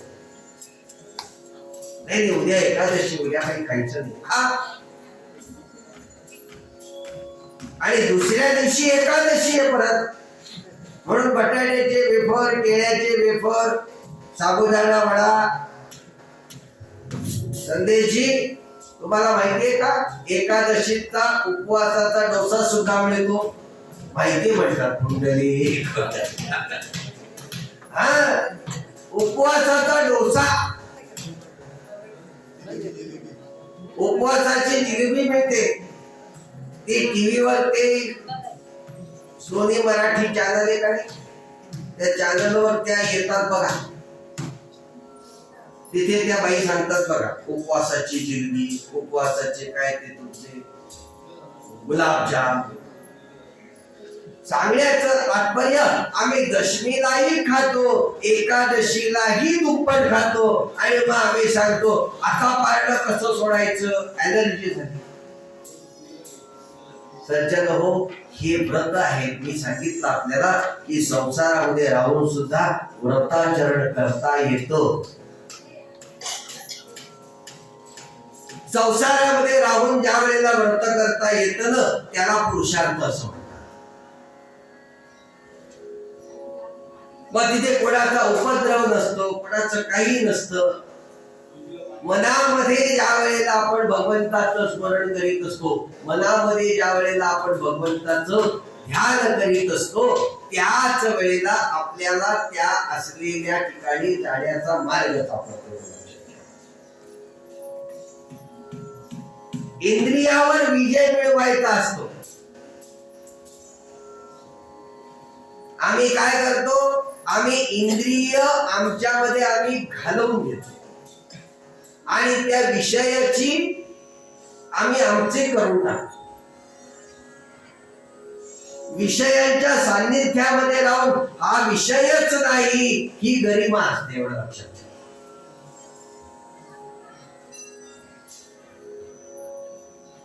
या राजा प्रियव्रताने काय केलं, अनेक वर्ष राज्य केलं. त्याला एकदा विचार आला की पृथ्वी ही सूर्याला प्रदक्षिणा घालताना अर्धा भाग उजेड आणि अर्धा भाग अंधार, तेव्हा मी ज्योतिर्मय रथातून प्रदक्षिणा घालतो आणि अंधार जो आहे ना तो लीलया पृथ्वी तलावरचा नाहीसा करतो, सगळीकडे मी प्रकाश करतो. काय ताकद. त्याने अशा 7 प्रदक्षिणा घातल्या.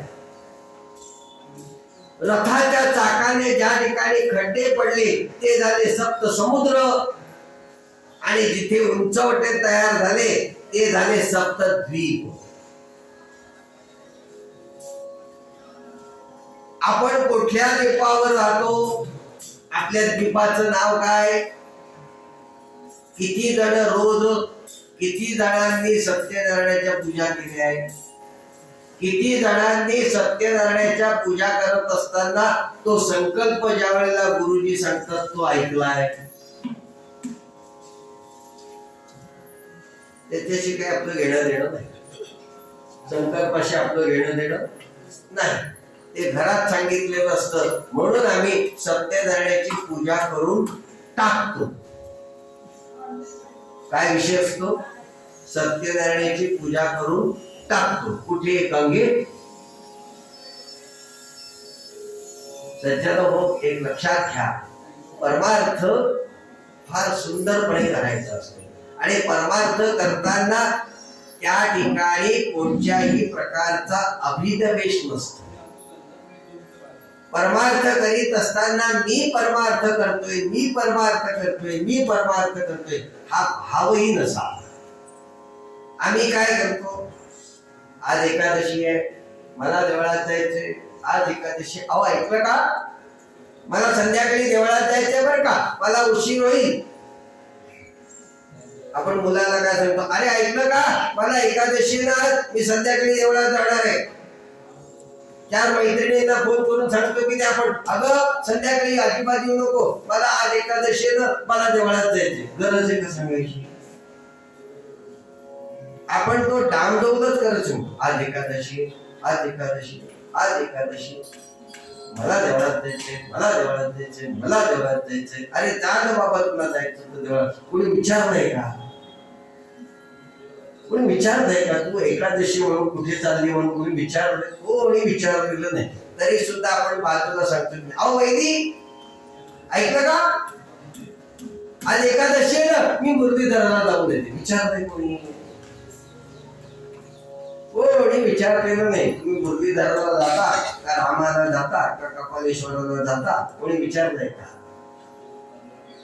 सांगण्याचं तात्पर्य मी सांगतोय आपल्याला की हा परमार्थ आहे.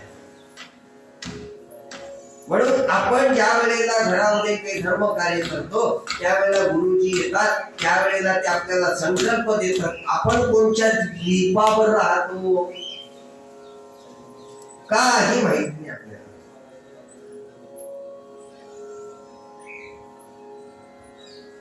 मम आत्मना श्रुतिस्मृती पुराणोक्त वेदोक्त पुण्यफल प्राप्त्यर्थम अस्माकं सकल कुटुंबानां सहपरिवाराणां द्विपद चतुष्पद सहितानां. किती सांगतो आपण? श्रीमद भगवतो महापुरुषस्य विष्णुराज्ञा प्रवर्तमानस्य अद्य ब्रह्मणा द्वितीय पुराण देशवेद वाराह कल्पे वैवस्वत मन्वन्तरे कलियुगे भरतवर्षे भरतखंडे जम्बूद्वीपे. काय सांगतात गुरुजी? जम्बूद्वीपे दंडकारण्ये श्रीमद गोदावरिया म्हणतो की आपण. नाशिक क्षेत्रे. आम्ही त्र्यंबकेश्वरला असेल तर आम्ही काय म्हणतो? त्र्यंबकेश्वर क्षेत्रे कुशावर्त तीरे म्हणतो की. तसं आपण काय म्हणतो? नाशिक क्षेत्रे.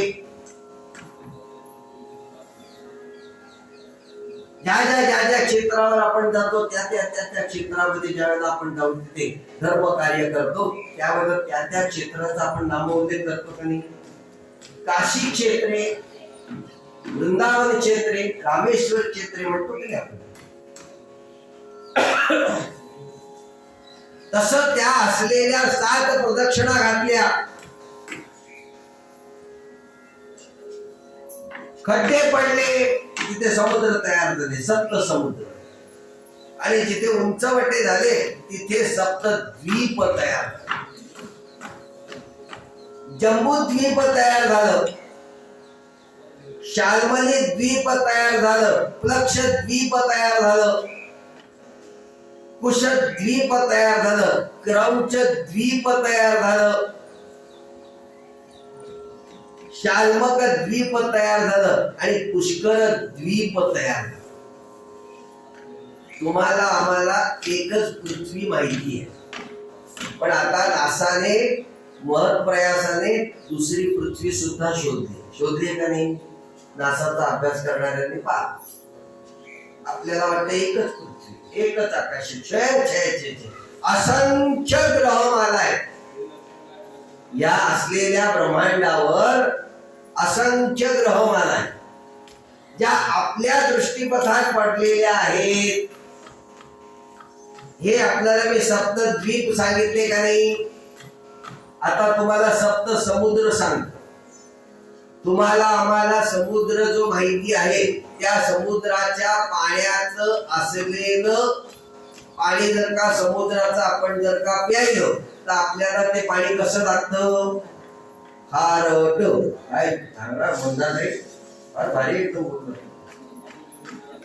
म्हणजे समुद्रावर जाऊन आलेले समुद्राचं पाणी, रामेश्वरच्या समुद्राचं पाणी सुद्धा खारट, मुंबईच्या समुद्राचं पाणी सुद्धा खारट. म्हणजे इथून तिथून आपल्याला जो समुद्र माहिती आहे त्या समुद्राचं पाणी कसं आहे? खारट. अगदी बरोबर. सप्त समुद्र तयार झाले, क्षार समुद्र म्हणजे खारट. आता पुढचे मी समुद्र तुम्हाला मी सांगतो, ते आपण कधी पाहिलेत का बघा.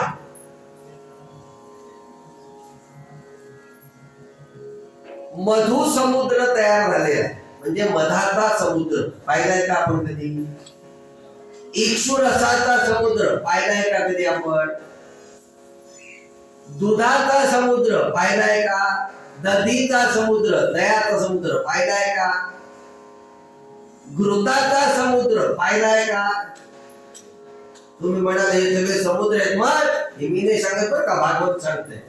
नाही तर उद्या सकाळी मला फोन करून सांगा, गुरुजी तो दुधाचा समुद्र कुठे आहे तो सांगा. मी सांगेन बाबा रे जरा थांब, मला सापडला की मी तुला सांगेन. भागवतामध्ये हे जे सप्त सागर जे तयार जे झालेले आहेत आणि सगळ्यात मोठा सागर एक आहे. हे सहा झाले. क्षाराचा झाला, इक्षु रसाचा झाला, मधुचा झाला, दधीचा झाला, दुधाचा झाला, घृताचा झाला आणि सातवा सागर आहे मदिरा सागर. तुम्ही म्हणाल हा मला माहिती आहे, आमच्या घराच्या बाजूलाच आहे.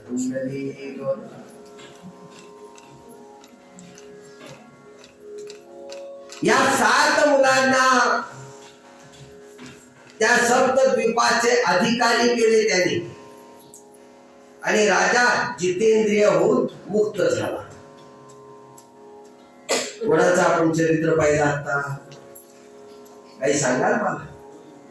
तुम्ही म्हणाल महाराज 5:15 वाजले, 5:30 पर्यंत कथा आहे ना, मग आम्ही कशाला लक्षात ठेवू? तुम्ही लक्षात ठेवते तुला 5. राजा प्रियव्रताचं चरित्र आपण पाहतो.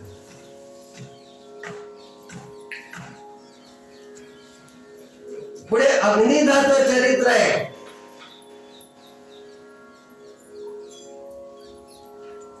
सुपुत्र प्राप्तीसाठी याने ब्रह्मदेवाची आराधना केली. काय ताकद असेल लक्षात ठेवा. पुढे नाभीचं चरित्र आहे. याला पुत्र नव्हता म्हणून याने मोठा यज्ञ केला, भगवंताला प्रसन्न करून घेतलं, नाभीने नमस्कार केला, स्तुती केली आणि तुझे मला दर्शन व्हावे म्हणून त्यांनी मनोकामना केली.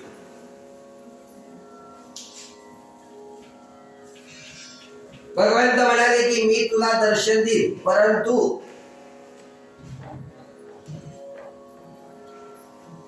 तू काय मला देणार? नाभीने सांगितलं आपण सांगाल ते.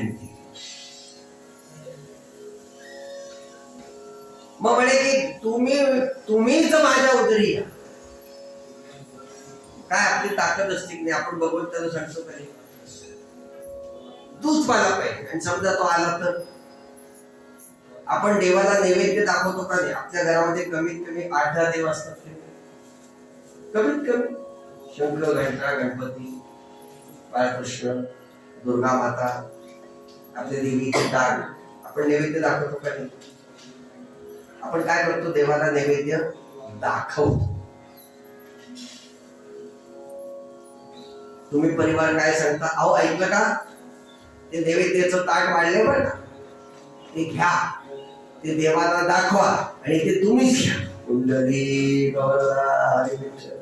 काय सांगतो आपण, ते नैवेद्याचं ताट घ्या, ते देवाला दाखवा आणि तुम्हीच घ्या. आणि मग ते देवाला दाखवायचं कशाला, त्यांना डायरेक्ट सांगा की नाही, पण ते डायरेक्ट सांगितलं तर तो अपमान होईल, म्हणून देवाला दाखवा. आणि समजा देव जर का जेवायला आले, भारताची संख्या किती, 140 कोटी. आपल्याला देव किती माहिती आहे, 33 कोटी. आणि समजा हे 33 कोटी देव त्यांच्या असलेल्या गणांसह जर का आपल्या भारत सृष्टीमध्ये आले, काय संख्या होईल, काय सध्या मारामारी चालू आहे तुम्ही पाहताय. मग त्यांना कुठे टाकायचं,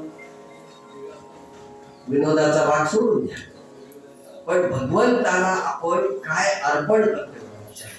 भगवंताला अर्पण करणारे होते की आतापर्यंत होतेच की, प्रत्यक्ष नामदेवांनी भगवंताला बोलवलं आणि भगवंत आले, हे की नाही. पांडुरंगाला किती जणांनी संतांनी पेढा भरवलाय. मध्यंतरी आमच्याकडे नाही का ते गणपती दूध पित होते, काय बातमी झाली ती, 2-1 वर्षापूर्वी शंकर पण दूध पित होते, किती बातमी झाली होती. भगवंताला काय अर्पण करतो एवढं लक्षात. नेहमी सांगतो की पत्रम पुष्पम फलम तोयम, हे भगवंताला अर्पण करायचं. कधी यो मे भक्त्या प्रयश्चते, भक्तीने ज्यावेळेला अर्पण करतो ना, त्यावेळेला तो सगळं काही घेतो आपल्याला. पण आपली जर का द्यायची, जर का काय त्याला म्हणतात, चांगला शब्द मला सांगता येत नाही, इच्छा, हा तुम्ही बरोबर म्हणाल, मला अगदी बरोबर, तो या गादीवरून उच्चारता येत नाही मला, असेल ना तर त्याला देऊन तपाव. त्या भगवंताला तुमच्याकडे ताकद आहे ना, त्याला घाला की छानपैकी गुलाबांचा हार, काय छान दिसतो बघा बरं. लग्नामध्ये हल्ली ते नवीन कमळाचे हार निघालेत का नाही, एक हार 2.5-3 हजाराचा असतो, आणि तो कधी आपण. मग असं नाही वाटत की बाबा आमच्याकडच्या असलेल्या पांडुरंगाला तो हार घालावा. लग्नामध्ये 5-5 हजाराचे हार आणतो, आणतो का नाही, आणावे की चांगलं आहे, नाही असं नाही, ज्यांची ऐपत असेल त्यांनी आणावं सुद्धा. पण एकदा त्या देवाला तर घालून पहा 5 हजाराचा हार, काय दिसेल बघतो बघा बरं. आज आमच्या असलेल्या त्या मुरलीधराला काय तुळशीचा हार घातलाय बघा बघा, उचलता येणार नाही इतका छान हार घातलाय. आणि कसा दिसतो बघा बरं तो मुरलीधरांचा. म्हणायला आमचा तो कोण आहे, बाल मुरलीधर, पण हार घातल्यावर केवढा मोठा दिसतो बघा बरं. त्याचं नाव काय, बाल मुरलीधर, पण हार घातल्यावर अरे बापरे, आपणच म्हणतो अरे बापरे काय दिसतो वा आमचा मुरलीधर. ह्याला म्हणतात भाव. पुढे याच असलेल्या युगामध्ये ऋषभदेवांचं चरित्र आहे. महाज्ञानी, जन्मताच व्रज चिन्हांकित असलेले हे ऋषभदेव, इंद्राने आवर्षण केलं तेव्हा तपसामर्थ्याने अजनाम खंडावर संतत वर्षा केली, असा ज्यांचा अधिकार.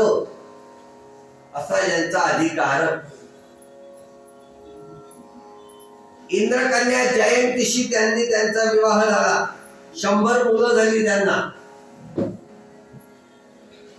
मोठा भरत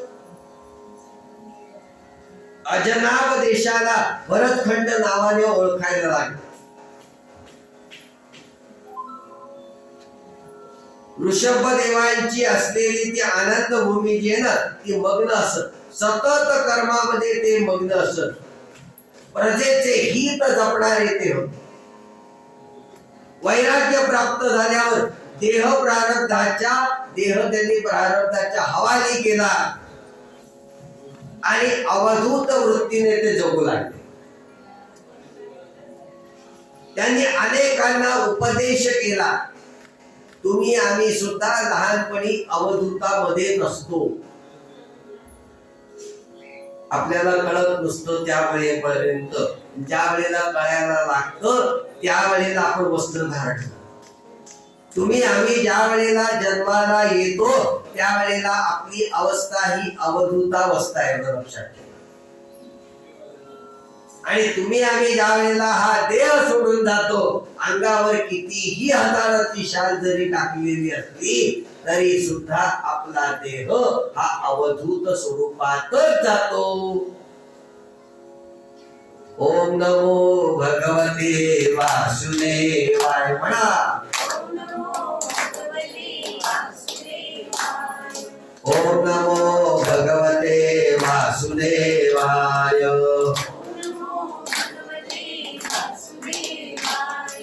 ओम नमो भगवते वासुदेवाय.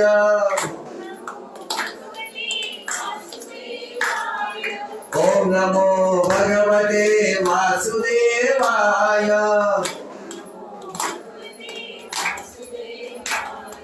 ओम नमो भगवते वासुदेवाय. ओम नमो भगवते वासुदेवाय. शरदखंडी नरदेही प्राप्ती. परमार्थाचे प्रयत्न करावे लागतात, एवढं लक्षात घ्या. आता तर काय या संतांनी तर इतकं छान केलेलं. मला म्हणाले महाराज काही काळजी करू नका, आम्ही आपल्या युट्यूब चॅनलवर तुमचं भागवत आम्ही टाकतो. पहिल्या दिवशीच्या भागवताला 150च्या वरती व्ह्यूज मिळाले. त्यामुळे जनमानस पण काय विचारत करतो, कशाला जायचं, नाहीतरी आपल्याला लिंक मिळणारच आहे ना, मग आपण लिंक वर ऐकूया. पण सज्जनो, असं जर का असेल तर मग मंदिरात कशाला जायचं. देरे हरी पलंगावरी, ठीक आहे. पण मंदिरात गेल्यानंतर ती जी ऊर्जा जी आहे ना, ती ऊर्जा आपल्याला मिळते. आपल्या घरामध्ये सुद्धा, घर एक मंदिर है आपण असं म्हणतो, ती घरामध्ये सुद्धा जर का शांती असेल ना तर ती ऊर्जा आपल्याला मिळते. आपण घरामध्ये तुपाचा दिवा लावतो, तो कशाचा लावतो, आता तर ते संपलं म्हणा, डालडा उमदा वगैरे आता काही नाही. लहानपणी होतं आमच्या 72-73 साली उमदा तूप होतं, डालडा तूप होतं. पण चांगल्या तुपाचा दिवा लावून तर बघा काय आनंद असतो. गावरान तुपाचा दिवा एकदा घरामध्ये असं संध्याकाळच्या वेळेला लावा बरं, काय प्रसन्न वाटतं तुम्हाला. मी सांगतो, ऐकत असेल तर नक्की लावा. तुम्ही आम्ही खाताना घेतो का नाही गोवर्धन घी, नाही अन्नाला का गोवर्धन घीच. आमच्याकडे ना दुधाचं तूप आम्ही आणतो, मग देवाला ते बाजूच्या गल्लीत आणतो. अरे देवाला लावा की बुध्याचा तुपाचा दिवा. खायला तुम्हाला वरण भात म्हटल्यानंतर बुध्याचं तूप लागतं, मग देवाला नाही. ते आहे ती माटली मिळते, ते विचारतात पण कशाला पाहिजे तू, देवाला लावा. हे खायला हे. आपण जर का त्याचे अंश आहोत तर मग आपल्याला जसं पाहिजे तसं त्याला द्यायचं की नाही. आपण येताना इस्त्रीचे कपडे घालून येतो का नाही, मग त्याला कळकट पळकट हार चालतो का. आपल्याला मोगऱ्याचा गजरा आणि त्याला ते काय देवाला दर्शन करायचं, ह्या कुठला नाही चालत. आपण जर का मोगऱ्याचा हार जर का घालतो ना, गजरा जर का घालतो, तर त्याला सुद्धा मोगऱ्याचा गजरा घालून बघा काय सुंदर दिसतो. भगवंताला अर्पण करण्याची भावना पाहिजे. तुमच्या आमच्या मनामध्ये अर्पणाची भावना पाहिजे. तुमच्या आमच्या मनामध्ये समर्पणाची भावना पाहिजे. ज्यावेळेला समर्पण करता येतं ना, त्यावेळेलाच आपल्याला त्याची प्राप्ती होते. विज्ञानामध्ये सुद्धा समर्पण आहे. ते मन लावून शोध घेतात, त्यावेळेला आपल्याला विज्ञानाचा आपल्याला अंदाज येतो आणि त्यावेळेला आपण विज्ञानाच्या दृष्टिकोनातून आकाशामध्ये वस्तू शोधू शकतो. म्हणून तर नासाची निर्मिती विज्ञान आहे. तसं परमार्थ आहे. प्रारब्धाची जोडे धन, प्रारब्धाचा प्रांत हा संसार आहे, एवढं लक्षात ठेवा. आणि तो प्रयत्नाने ज्या वेळेला आपण साध्य केला जातो ना, त्यावेळेला आपल्याला आत्मबोध मिळतो. संसार सोडावा, संसार तुटावा किंवा संसारातून मुक्त व्हावं असं नाहीये. संसारात राहून परमार्थ. कलियुगामध्ये कलौतर हरिकीर्तनात असं म्हटलेलं आहे. जळी स्थळी काष्टी पाषाणी ज्या ज्या ठिकाणी आपण त्या त्या ठिकाणी आपण भगवंताचं नामस्मरण करावं असं संसार सांगतो.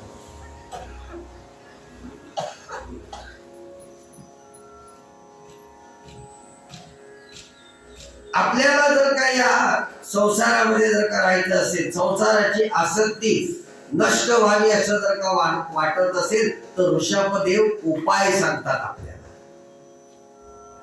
निस्सीम भक्ती, सेवा, विरक्ती, जिज्ञासा, तप, श्रवण, कीर्तन, नामस्मरण. काय करतो आपण ह्याच्यापैकी?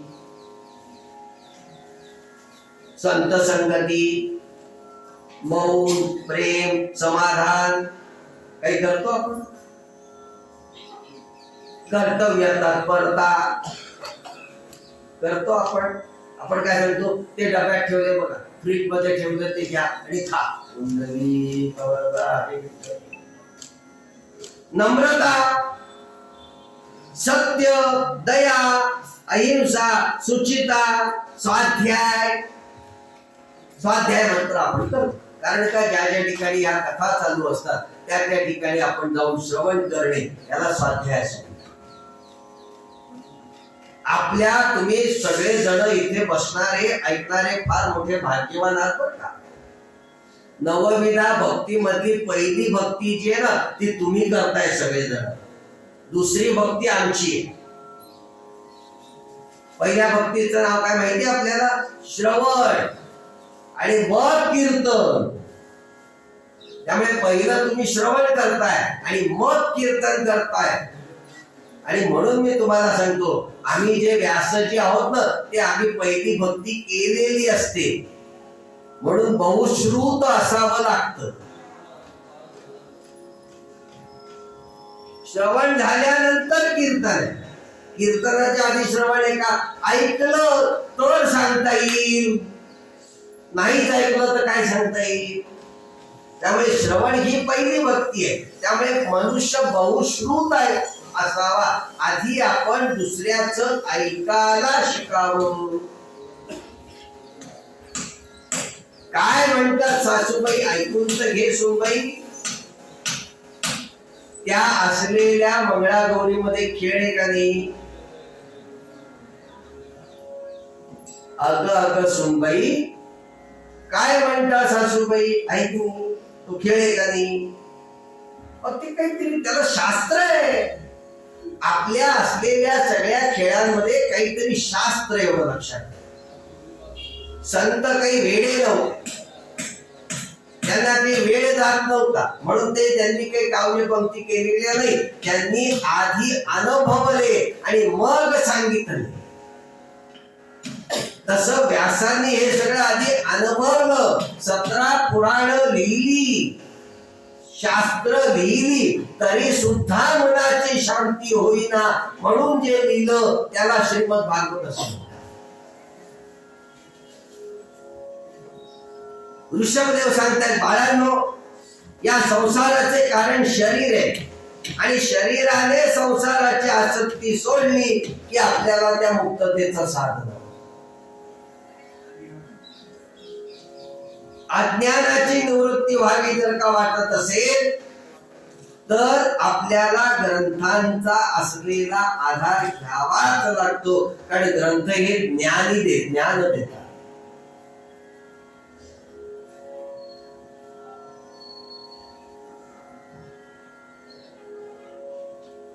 भक्त काय करतात? त्या असलेल्या संसारावर प्रेम करतात. ते लोकांमध्ये मिसळतात, फक्त परिणाम मानतात.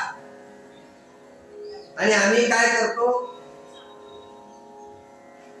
ज्ञानी संसार आहे या स्वरूपामध्ये सत्य नाही असं मानतात. ज्ञानी संसाराच्या विषयी उदासीन असतात, ज्ञानी एकांत प्रिय असतात, ज्ञानी संसारामध्ये निवर्त मानतात, स्त्री देहाची उपेक्षा करतात आणि स्त्रीची लक्ष्मी पासूनची पूजा करतात. ज्ञानी अद्वैती आहे आणि भक्त द्वैती आहे.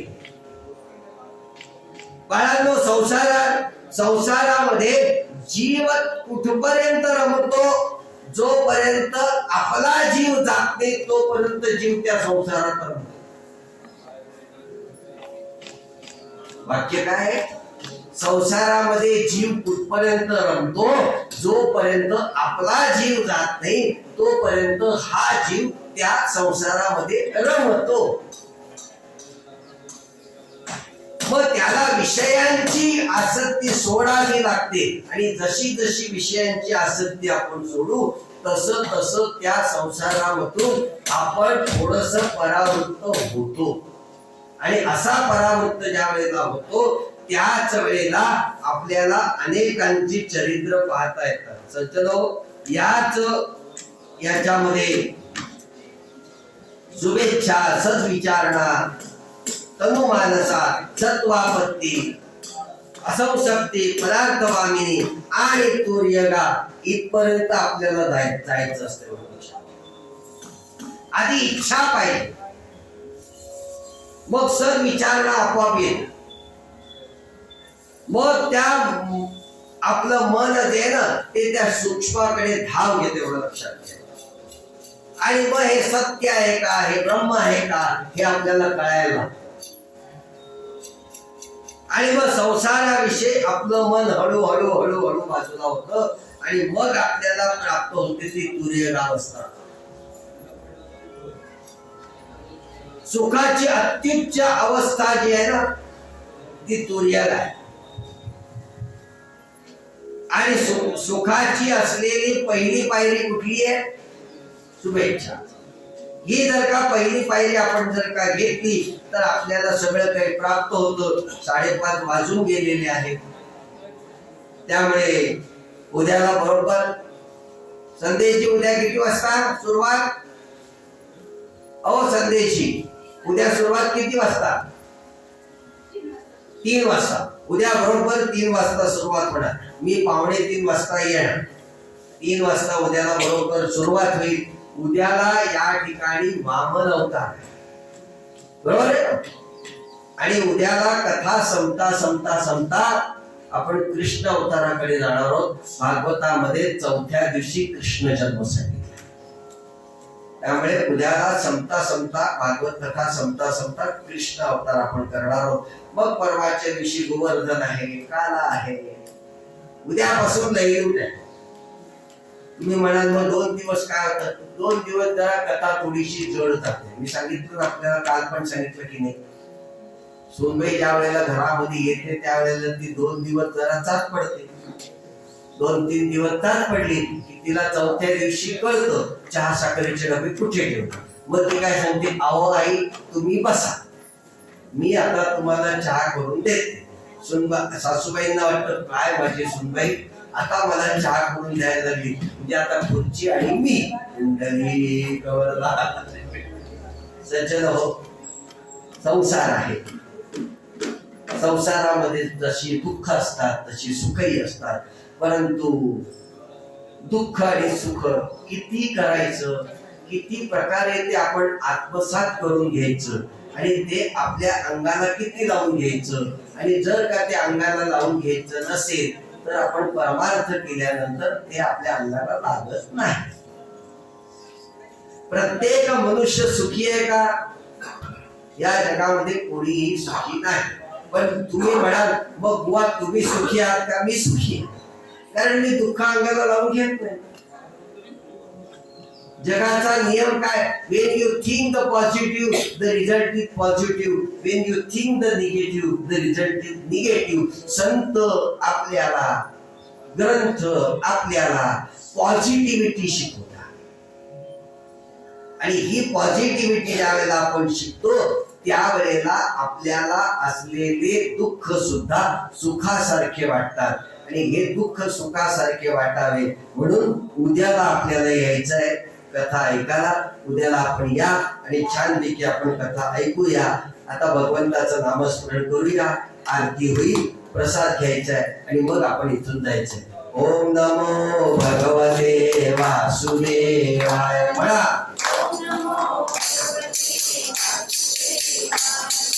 ओम नमो भगवते वासुदेवाय.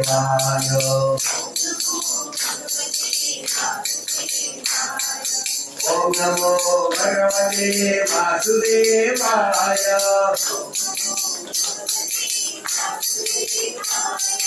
ओम नमो भगवते वासुदेवाय.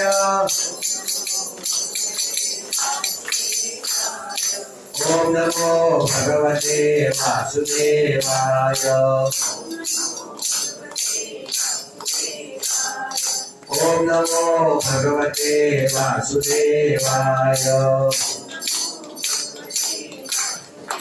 भगवान गोपाल कृष्ण महाराज की जय. बाल मुरलीधर भगवान की जय. कथेला या ठिकाणी विराम. आरती होईल, आरती झाल्यानंतर प्रसाद घ्यायचा आहे आणि मग आपण या ठिकाणाहून जायचंय. काही घ्या तुमचं.